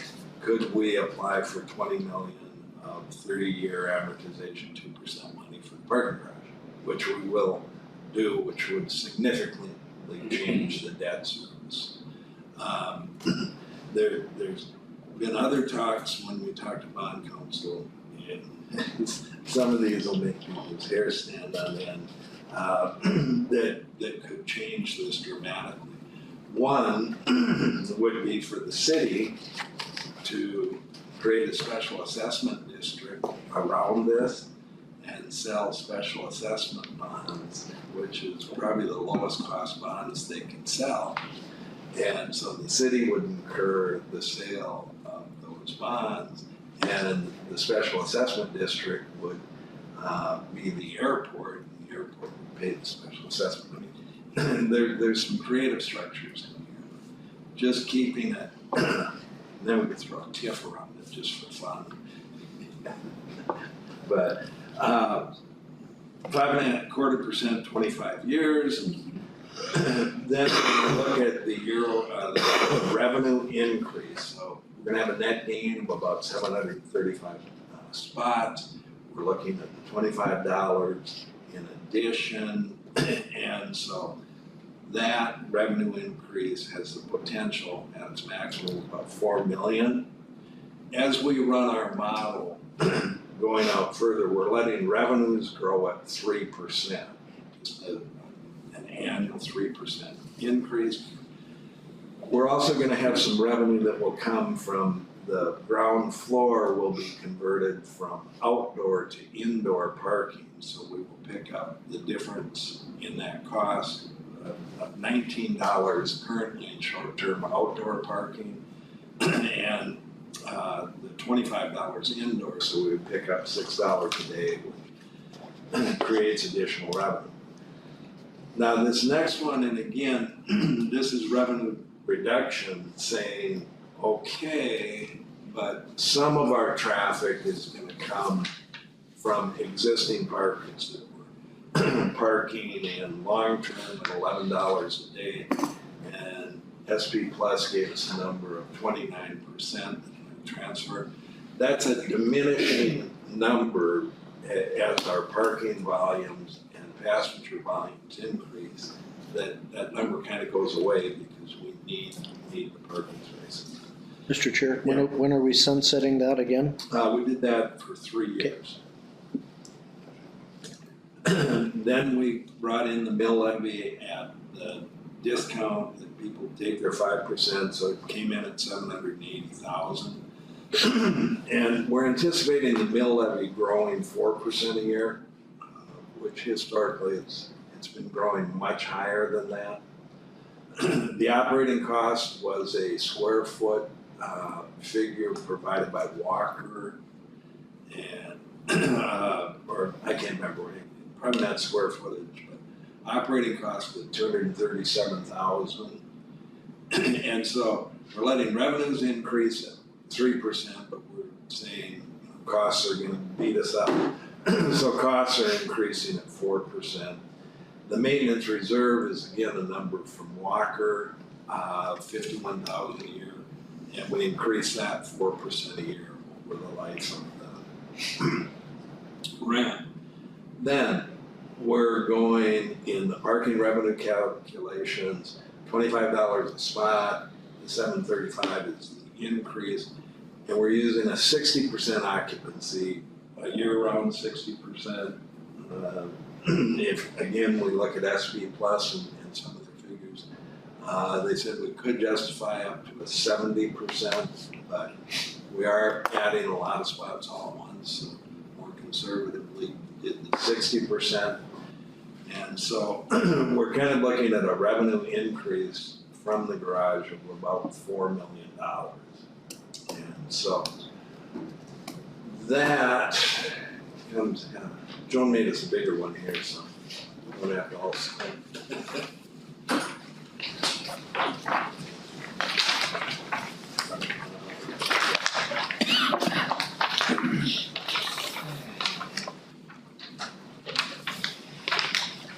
So the one thing to know, to understand about this looks at the parking garage as a standalone project, okay? That any revenues that would be thrown off from this do not exist if we don't build the garage, okay? And so we wanted to look at that independent, not, you know, combined with everything else that's going on, so we can truly understand it. The other thing that's not included in this analysis, and again, this is just informative, we don't know what it would be. If we do not do this ramp, our parking consultant projections, we are going to be faced with an expansion in surface lots over the next number of years. Plus, they're indicating some sort of shuttle system to deal with the distances as we go further south.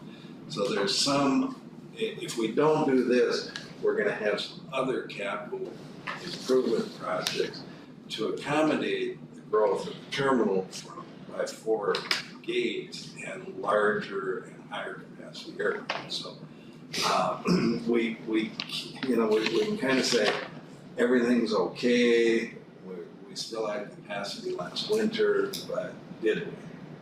And so, but this stands alone. So in this spreadsheet, we start pulling down. We come from the parking revenue number that comes over, and we kind of work through all of the variations there. So we're going to see operating revenue of 4.7 million, 237,000 expenses, a 50,000 maintenance reserve. We're saying we got future maintenance going forward.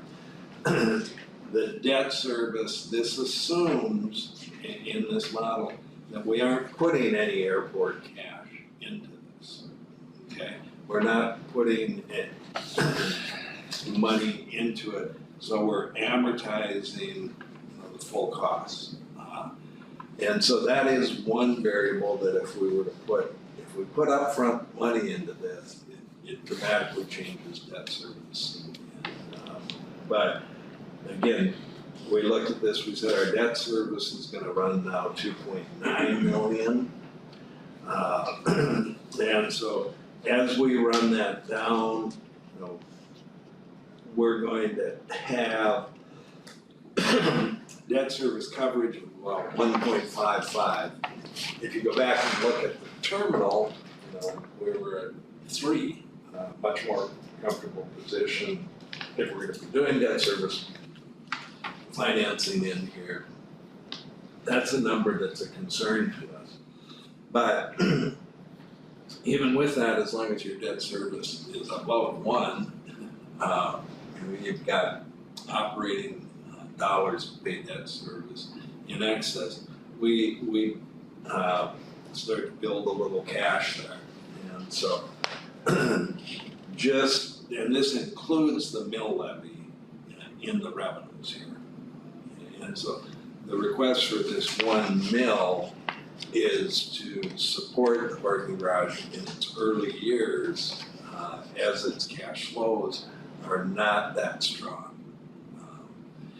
So as you start moving across, and revenues, remember, are growing at 3%, costs are growing at 4%, but we're still generating more cash to a fixed debt payment.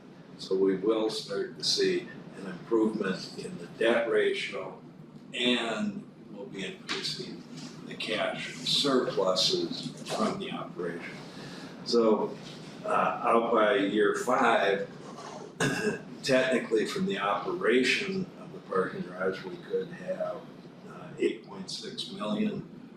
We're approaching debt service coverage of almost 2. And so our request can be, for whatever, we could ask that the city would dedicate another mill to this project, and it would have to be a memorandum of understanding or some joint powers agreement, levy it for 5 years or whatever. And so then as you run this out, again, the cash builds in this. It's cash from parking, and so we could ask for the 1 mil forever, which I think we get shot down on. I think, it's probably reasonable to ask for that 5-year commitment. And quite frankly, the cash balance that starts to build, I don't know what we do with that. I've had discussions individually with commissioners, and I know we look at it, airport money, city money. I've been corrected and saying, no, it's taxpayer money. And so if the taxpayers are gonna participate in creating this enterprise, which it becomes an enterprise fund, it becomes a income producing asset of the airport authority, the city, or however you want to look at it, of the taxpayers is probably the best way to look at it. And so as this starts to continue to throw off cash, is that money then that will reduce the request of the airport authority for mills, or the city could reduce mills, or whatever. So I think there's gonna be a lot of questions around this and how it's dealt with. Mr. Chair? Yeah. One consideration would be a concurrent ramp after the 5 years or 6 years, and we've started to cash flow and accumulate again. Use those dollars, dedicate for a second ramp. Yeah, I can't negotiate for the city, this is gonna be our request, but rightfully, when they look at this, the question that's been put to me by several commissioners is, what's in it for the taxpayers? If the taxpayers agree to pay their property tax an additional mill to create this asset, what's their payback? And that's a question I think we're gonna be asked, and I think there's gonna be some suggestions in how that should happen. So how do those dollars return? Do we, look and say, hey, if in year 7 we're throwing off 2.6 million, that's the equivalent of 3 mills, and we can't commit future commissions or future authorities. In a memorandum of understanding, we can say this is what would be looked at. But if I'm sitting on the commission side of the table, I'm going to say, okay, you get 2.7 million in additional cash flow in year 6 from this. If that happens, you should be able to operate without any mills going forward. Now, Mr. Ingen, that's when we would say, well, but our goal would be to invest in a second round, and there'd have to be some agreement back and forth. But, Mr. Chair, having said that, it's been the practice of the board to accumulate for projects, so that accumulation then, during that time period, would be for other projects. And Mr. Engen, I'm not trying to argue for the city, I'm just saying, you're doing a great job of it. I'm just saying, here are some of the things we better be able to respond to. I agree. And it will do no good for us to go back and forth. But that's the discussion that I would expect to happen here in Commissioner Chan. I would ask you, but that's the purpose of this exercise. That, the city is the keeper of the mills, and if they're gonna dedicate taxpayer money to it, they're gonna ask the question, and as a taxpayer, what are they getting back out of it? Mr. Chair, one other view might be the city is wanting and demanding a parking facility. What is the city gonna help us with to make sure that happens? There's always two sides to that perspective. I'm just saying that this is the request. This is why I think it's important that we have this as a two-part request. Here's the 2 mills, here's the 1 mill request. Because I could see a split decision that says, we want to support the 2 mills and the airport expansion. We don't want to support the parking garage. And as you look at this, it would be very tight, but if this, the question that I expect to be asked again, given the reserves and this whole discussion around 40 million in reserves, with some cash put in here on the front end of it, is there a need for the 1 mill? I believe it's prudent in those first 5 years, but could it happen? I would expect, again, I don't know, I like to go in anticipating.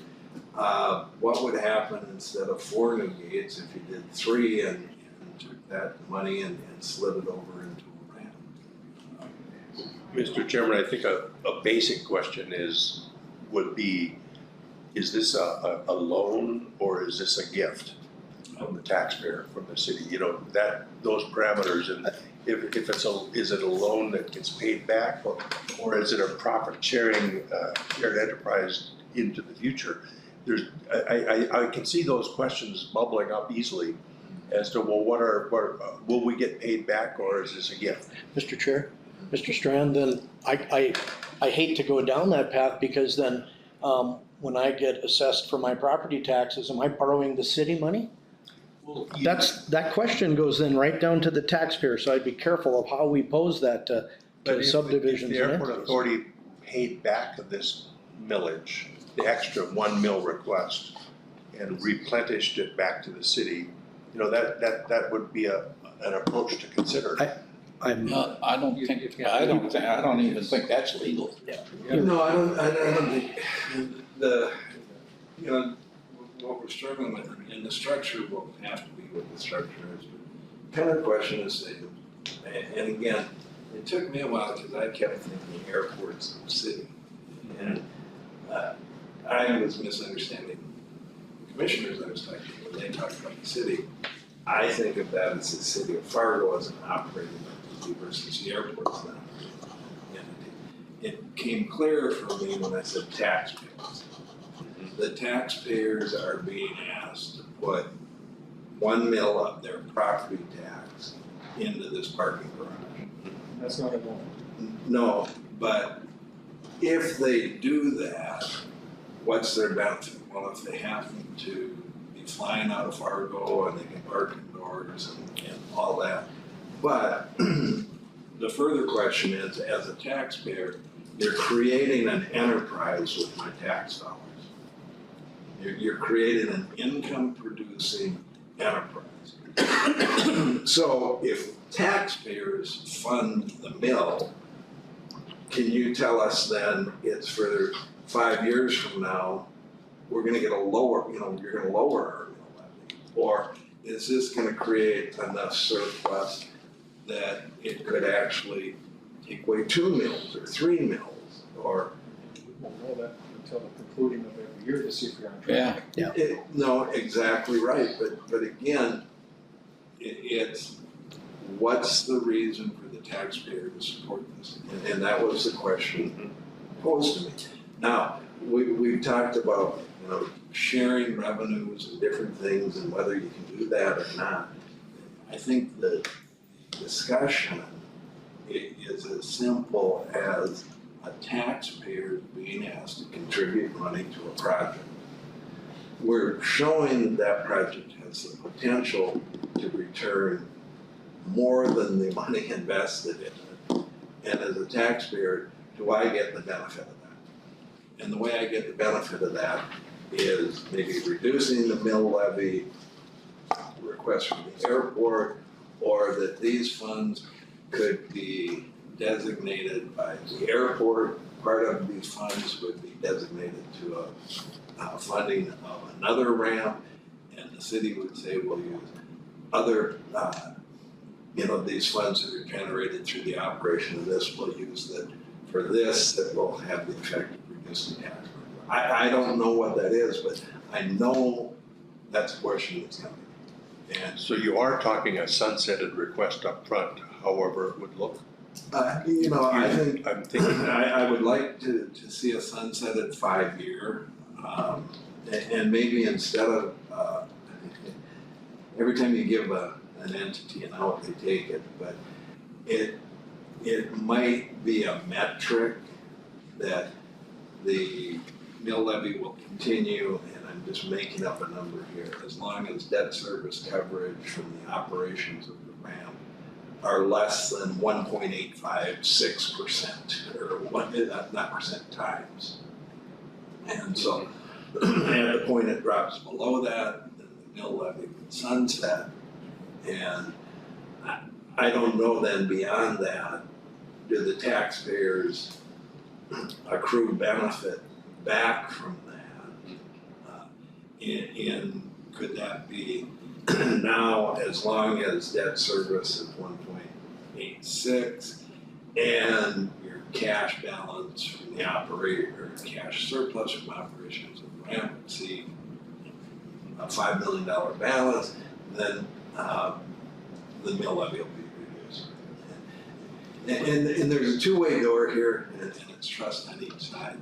Yes, the taxpayers, once a mill levy goes into effect, it never comes off. And if you ask of people like ourselves, running, a municipal authority like this, if we give up the mill levy, we'll never get it back. And so those are the two sides of, the tug of war. That's a good question, conversation to have with Bruce Furnace. Yeah, I mean, the entities that are charged with operating these enterprises do not ever want to give up on the levy because they feel it's gone, never back. The taxpayers on the other side will argue forever that once a mill levy is added, it's never given back. But Commissioner Strand, you and your fellow commissioners over the last number of years have proven that wrong. You've reduced the mill levy. Mr. Chair, for the purpose of this conversation, I would agree that this mill request should be for 5 years, at a minimum 5 years, and then reviewed at that point in time. So it's for a minimum, we would be asking for a minimum additional 1 mil for 5 years for the purpose specific to a parking facility. and its cash flows, yeah. This 15-year model assumes Yeah, a because if- $25 a day rate throughout the entire 15 years, correct? No, we let revenues increase. The per day rate increases somewhere in this model? I don't see it. 3% a year. It's on that first. Increase 3% a year. Yep. Okay.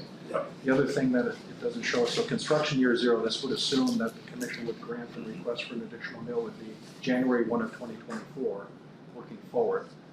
However, somebody needs to pay for the architectural costs prior, so airport cash very likely would be used for that estimated $4 million architectural fee. Well, and again, that if we're making the argument that we hold airport cash to fund projects, then that would kind of open that door directly to that. So that kind of plays into the cash analysis back into the terminal. I know we want to keep them separate, but the other important conversation, I know Steve had to jump off on here, was that in the bank, we're in a holding pattern right now with the Bank of North Dakota because they're looking for answers for us. And Scott Wagner he's the bond counsel for the Bank of North Dakota. Even though it's a loan, they treat it as a bond. We've talked about that. I had intended, and we've talked about it, to use Jim Stewart as our bond counsel. Well, Jim and Scott are partners, so that's a conflict of interest. Bank of North Dakota recommended that we would engage John Shockley as one. The reason being that we're in a holding pattern is it's the development of the language on the collateral and how the airport authority intends to pay back the $40 million. So the language you use for that, based on what type of revenues, could directly impact and make it more difficult if a bond issue is issued for the garage. So bond counsel needs to get together and decide how do we mitigate that possibility where the collateral issue for the $40 million loan to the bank Sean, doesn't hamper that. No, I agree, but the step before that is saying, yes, we're gonna do it, and then how we structure the financing between the two cash flows, the cash flows of the projects become critical. But that 40 million, 2% money is very powerful, and I know I want to look at every possibility for that, and the city's probably going to be involved if the airport borrows any money. Like you said, they're going to have to agree to accept the liability, and we may find totally different ways to do this. And I know people will jump out of their chair, but it could become a city entity if that's the easiest way to finance it, the lowest cost. And so then it becomes a totally different situation. That'd be a ground lease back to the city. That it's wide open, and we've just got to take a look at all of it. But first we have to, if the city says, no way on the mill, and I think we need to be prepared for that they just simply say, you've got 2 mills, you've got 40 million, I can make all the arguments for them, and you have no need for this additional mill. You guys go ahead, if you're adding 4 gates and all sorts of capacity and not expanding your parking, you deal with that. And just, you're on your own with that. So, Mr. Chair, it would have been a really interesting exercise if we would have just went to the city first and said, we'd like to consider a parking facility, we'd like the city to commit to an additional mill. Our numbers would be much more solid and straightforward had that process been done right with the city right away. Well, that's what we've done with this spreadsheet.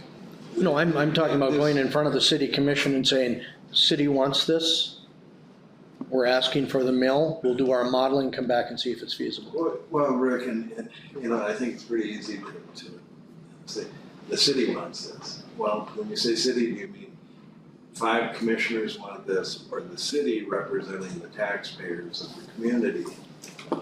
No, I think the taxpayers have been hollering for it too, especially the traveling public, which isn't necessarily City of Fargo taxpayers. It's cast, it's a wide variety. So our picture is the 5 commissioners. But, Yeah. I thought it was 3. 3 votes.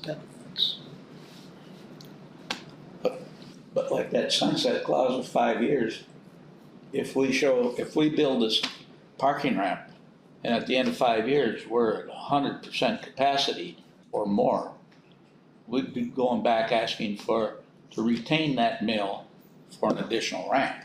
Well, If we're only at 50% capacity, we'll need a mill, apparently. And I will tell you that if you take this model and you run it from 60% occupancy to 100%, the cash goes up even more. That could happen. I can tell you, we know this won't happen, but this is a good approximation of what we should expect. That I know I'm not gonna be around another 5 years, working on this. And so the memorandum of understanding, if that's the route to go, it's simply gonna say, these are things that will be considered and looked at by future commissions and authority members. The only way I think we can specifically obligate future commissions is in the bonding and the financing. But the city may say, we're only willing to sell non-appropriation bonds that says that they don't appropriate the money to that. Mr. Chairman, I think Monday's meeting will be very much a conversation.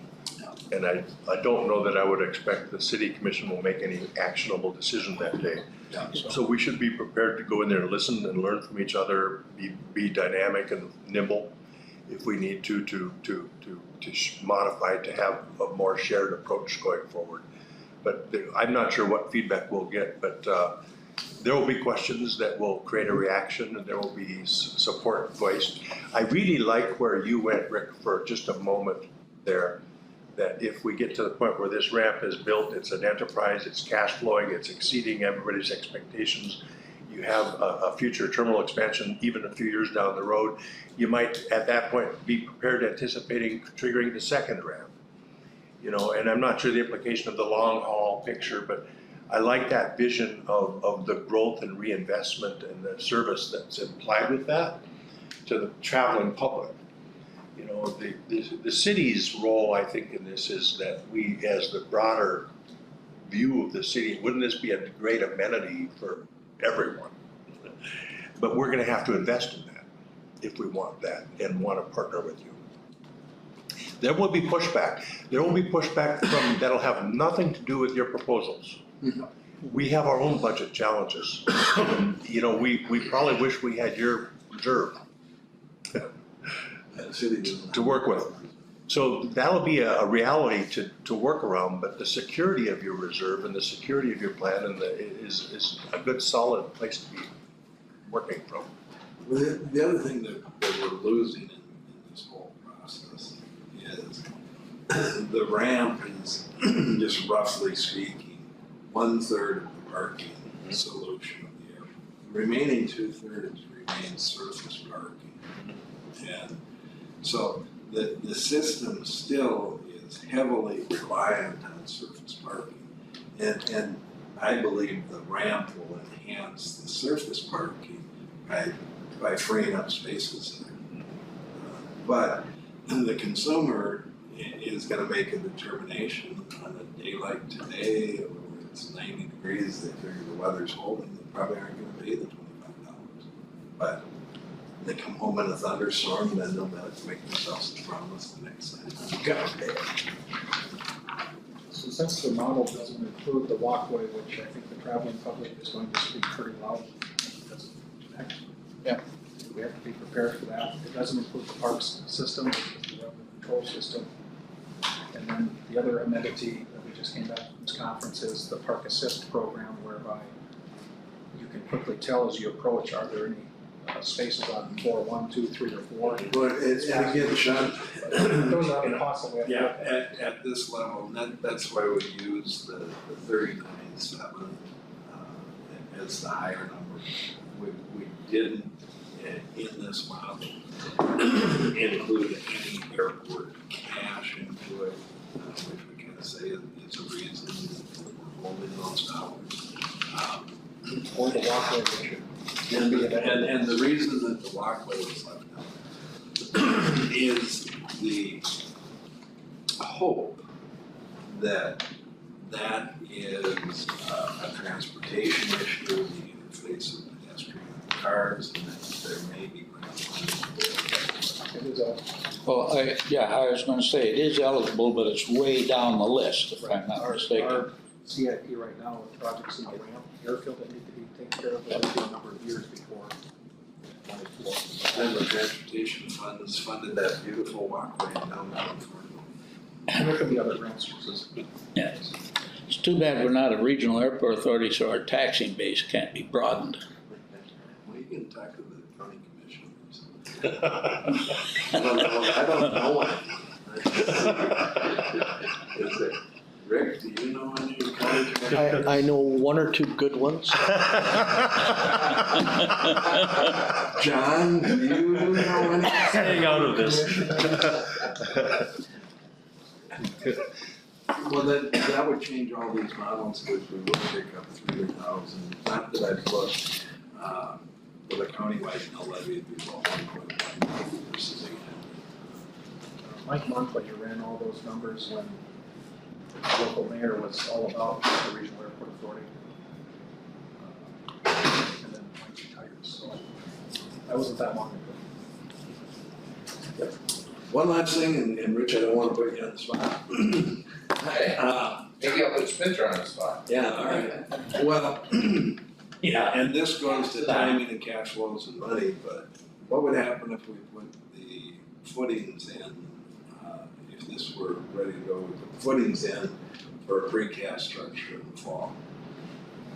Well, we had that meeting yesterday, a discussion with me on the team. Oh, Brand, I'm sorry. Yeah. You mean to advance it higher? No, to start it before freeze up. So the footings would be in place. Oh, I think that's something we should. Spring thaw, you could actually start Yeah. stacking precast. To me, that'd be a no-brainer. You could stack precast all winter. Right. So you just don't want to get the footings and the foundation done, and then slab on grade. You're ready to do it ahead of time.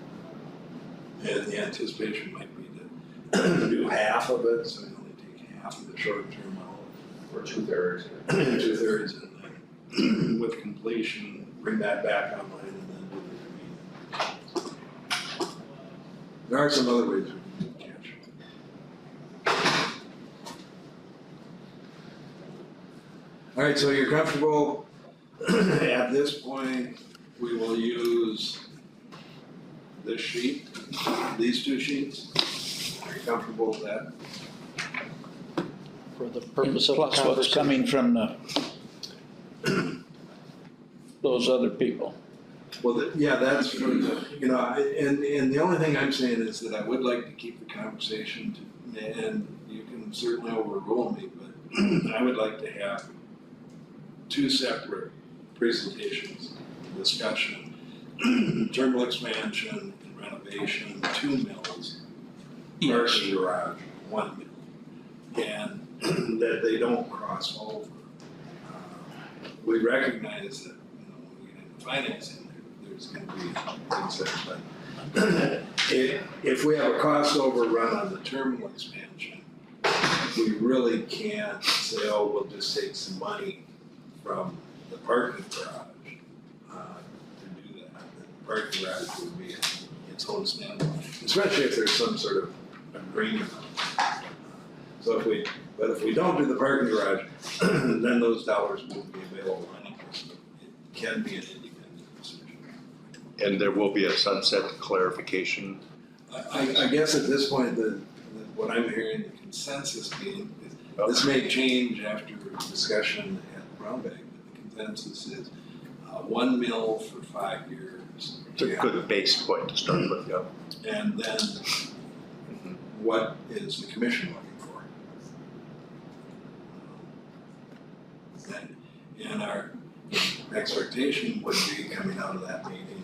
I originally thought that we would then go to the commission meeting that night with the 2 mill request, but maybe that's not. That's not on the agenda for Monday night. Okay, that's. Well, it could be, I'm not sure. You might want to clarify that with Michael Redlinger or not, but the agenda is established, is today Wednesday? Yeah. By tomorrow night.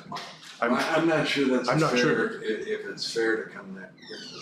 I don't know, it might be, I don't know. Well, I guess as I'm thinking through this now, that we come and we would have to take formal action to say, this is what our request is. We typically don't do that until July. I think the urgency was we go back to our past conversations is to make sure that whatever the request is in the It's in mayor's the budget. preliminary budget. That's it, 2 mills for this, 1 mill for this. I think you're right. That's what it is. And that's really all it is. Yeah. The formal presentation traditionally hasn't been done until July. Any other questions? All seems pretty well agreed to, everybody in total agreement. And ready to move forward together. So we'll pull that together. Sean, are you clear on what we're gonna have as handouts or? Yeah, we can work together on this. Okay. And I don't know if John Brownbags, would you want it on PowerPoint slides or would it better just as a paper handout? I would do both. You have people watching on TV and stuff that might wanna see. And you've got somebody that can help us get into your system or. Kimber can connect you to whomever, or connect to Greg and Kim, I don't know who, we have a team Who that actually- comes, but yeah. Okay. All right, so we've got one last time. Source and use, cash flow, and capital improvement. That's the first. With footnotes and. Will there be And visuals, Mr. Chair, of course, of the expansion, people? will Yeah, see and I do think, we should start Yeah. with the vision. Yeah. And, maybe those four Like slides that one right there. there.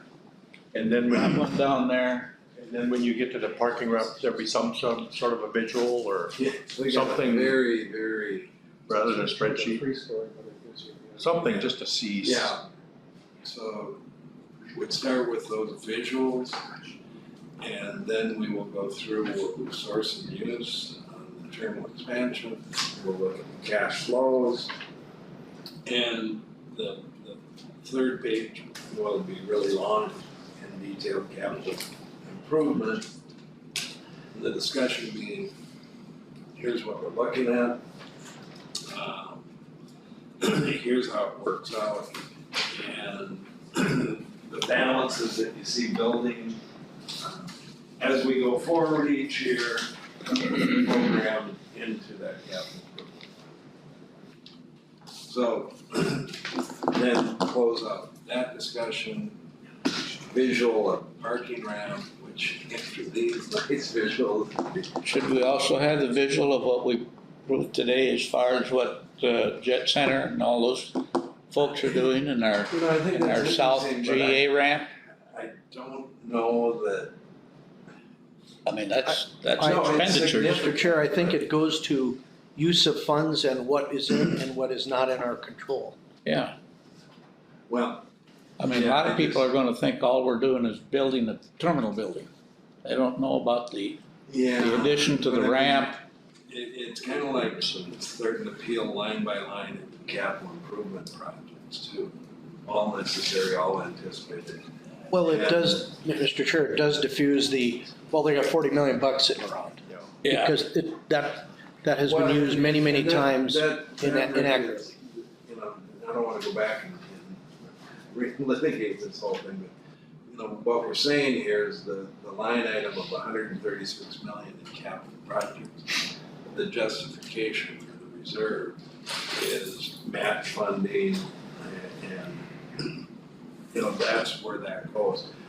That's an argument we make each year, because each year we have to ask for the annual mill allocation. Which is what we're doing in part of this conversation. It's just a quick reference point as to what is in and what's out of our control and the cost constraints or the lack thereof based on current market conditions. But you're starting to argue next year.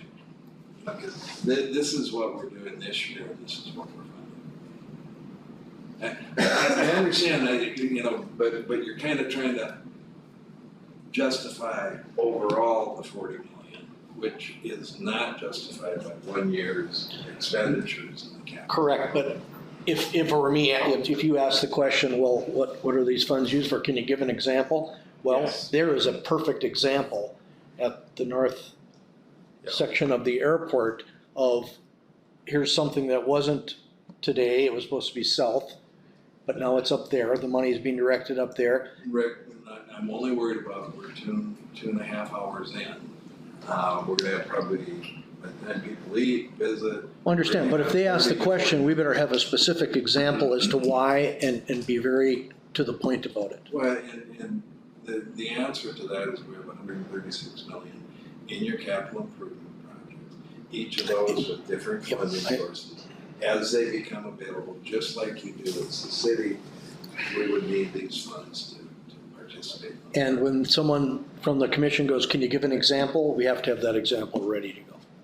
Visuals are always helpful. Yes. Just always, they speak 1,000 words. So that's where we are with it. This, I don't know how you want to do this. I'd be happy to present. Start this process. We may degenerate 2 slides in, I don't know.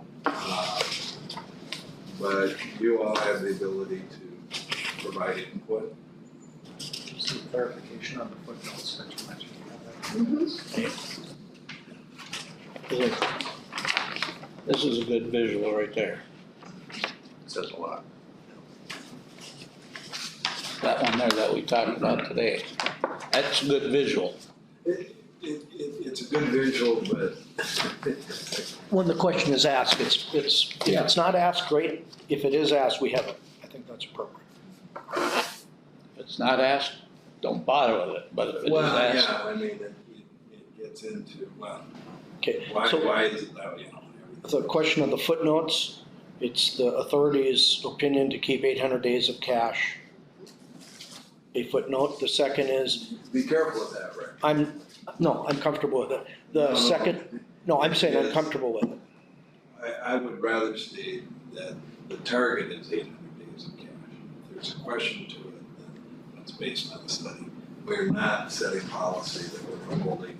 No, it's a footnote to a document that is an arbitrary document with some ambiguity. So it's just a footnote. The second was the reference to, the second was the reference to the 561, 560 multiple accounts, and that dollars are allocated as per project needs. Some are limited. And just so they know that, and they should know it, we presented that to them before. Further clarify there, because I don't know what we write in that footnote. I don't know what you would write. What I have from before is that the current mill levy is used for infrastructure. Okay, Period. but the question then becomes, what buckets do we have? They've asked this question before.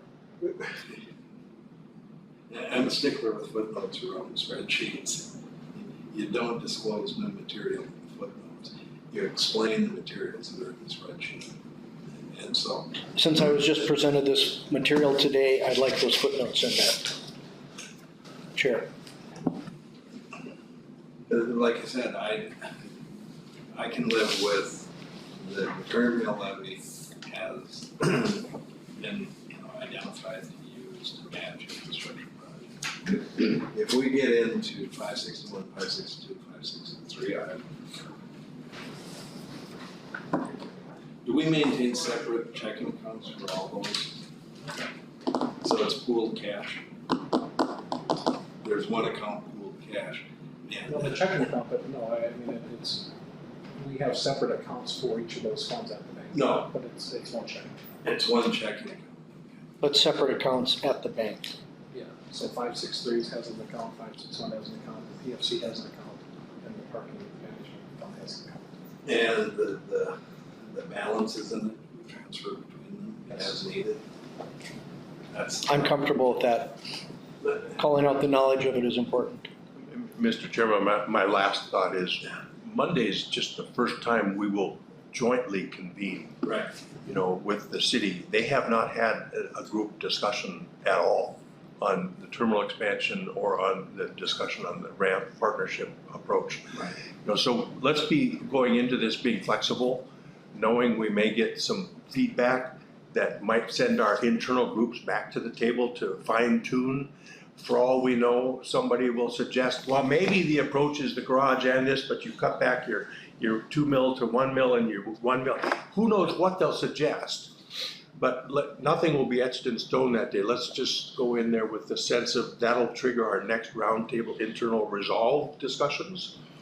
And we may get further along than we think on Monday, or if we hit walls, we're prepared to be able to be flexible and work through them. So Mr. Chair, in prior interactions with the city, it has come up, the question has been asked, well, what are these buckets? And so we've had to re-educate or provide that information again, even though it is done regularly. And so having been through that multiple times, I think it's gonna come up. Presented once to the commission. I've been here 5 years and I think it's been more than that, so. When I asked, So as we've far had as joint requesting, meetings. Eric Lynn presented the commission to ask for the mill. He didn't Last have to time. because they didn't request us to. Yeah. Redlander and Grubb said, no, there's no need to, here's your letter of certification. There was no request to go before the commission. No, but we've been in front of, I should say not the full commission, but been in front of commissioners and presented that information. I just, Rick, and Commissioner Shines made a very good point. It's a high-level discussion. I understand that you're trying to kind of parse off and segregate. We aren't setting policy.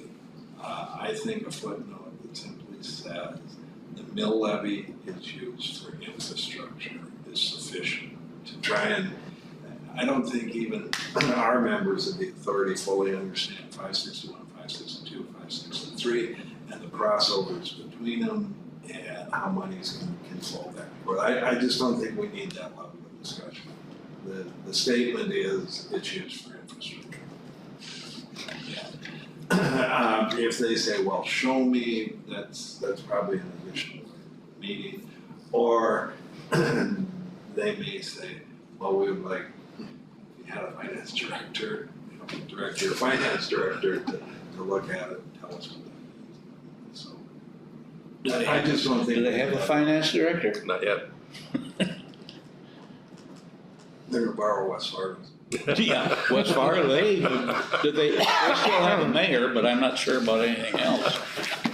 You know, this is really productive work. This is amazing. It's like making sausages, but what a process we're all going through. And in the end, down the road, we'll look back and go, what an achievement. Well, I've made sausage and there's usually schnapps and beer involved. Rick, are you okay that we just say your footnote is very simple as Joan has it? The 800 days and then the mills is fine. Yeah. The target cash balance. Reserve, is yeah. 800 days. And the mills, that's fine. If it comes up, I think Sean has been able to explain it. I just know it comes up. And I guess the best we can hope for after this meeting is not that we'll be on the commission agenda Monday night request, but that at least we will get an answer to, if the answer is no, we don't even want to include this one mill in the preliminary budget, then we have, that's very valuable information to us. That tells us what we have to do. So. Yeah, and Sean will be there, right? I think so. I hope so. Yeah, can't go out, you should be done planting by now. So I mean, that's kind of where we come from it, that we can leave with, sort of, maybe not bad news, but we leave that meeting saying, we can't, when we model this, let's pull the mill levy out, and then the board, the authority's gonna have to make a determination. You wanna go ahead with this? If they say no to the 2 mills, then again, we look at this and say, how do we go forward? I doubt it would be put onto Monday night's agenda. That would be pretty. That could be too quickly. Yeah. If the mayor wants time, but let's leave time for us to regroup as we need to. Well, and my expectation is that we'll bring it forward as the airport authority and the city commission will say, this is the best proposal we've ever seen in all the years of city government. We move to approve it immediately. There you go. But it might be, we want to do this, we want to do that. And there's a myriad of ways that can play keep me posted if I can help in the meantime. Yeah, the first thing we've got to figure out is if Kember can, do you want to work with Kember to figure Yeah, she out? already responded, she was just told to send it to you and I, nobody else, so I can't forward. There the goes our invite, secret so, meeting. yeah. I can't forward her invite, so I'll call her. Can she, yeah, if you give her the emails for everybody else. At what But time were is the this meeting? commissioners- were the At noon, commissioners Monday. invited? Noon Not Monday. on I believe. email. It's noon Monday? Noon Monday. Jim, you can get 4 holes in. Huh? You can get 4 holes in. Well, we may have a change now, given the late data, we can't get the commitment of the Doesn't commissioners. say where the meeting is, just says noon Monday, It'll be in the city, the chambers. so she'll have to clarify that. Anything else? Thank you for all your time and attention.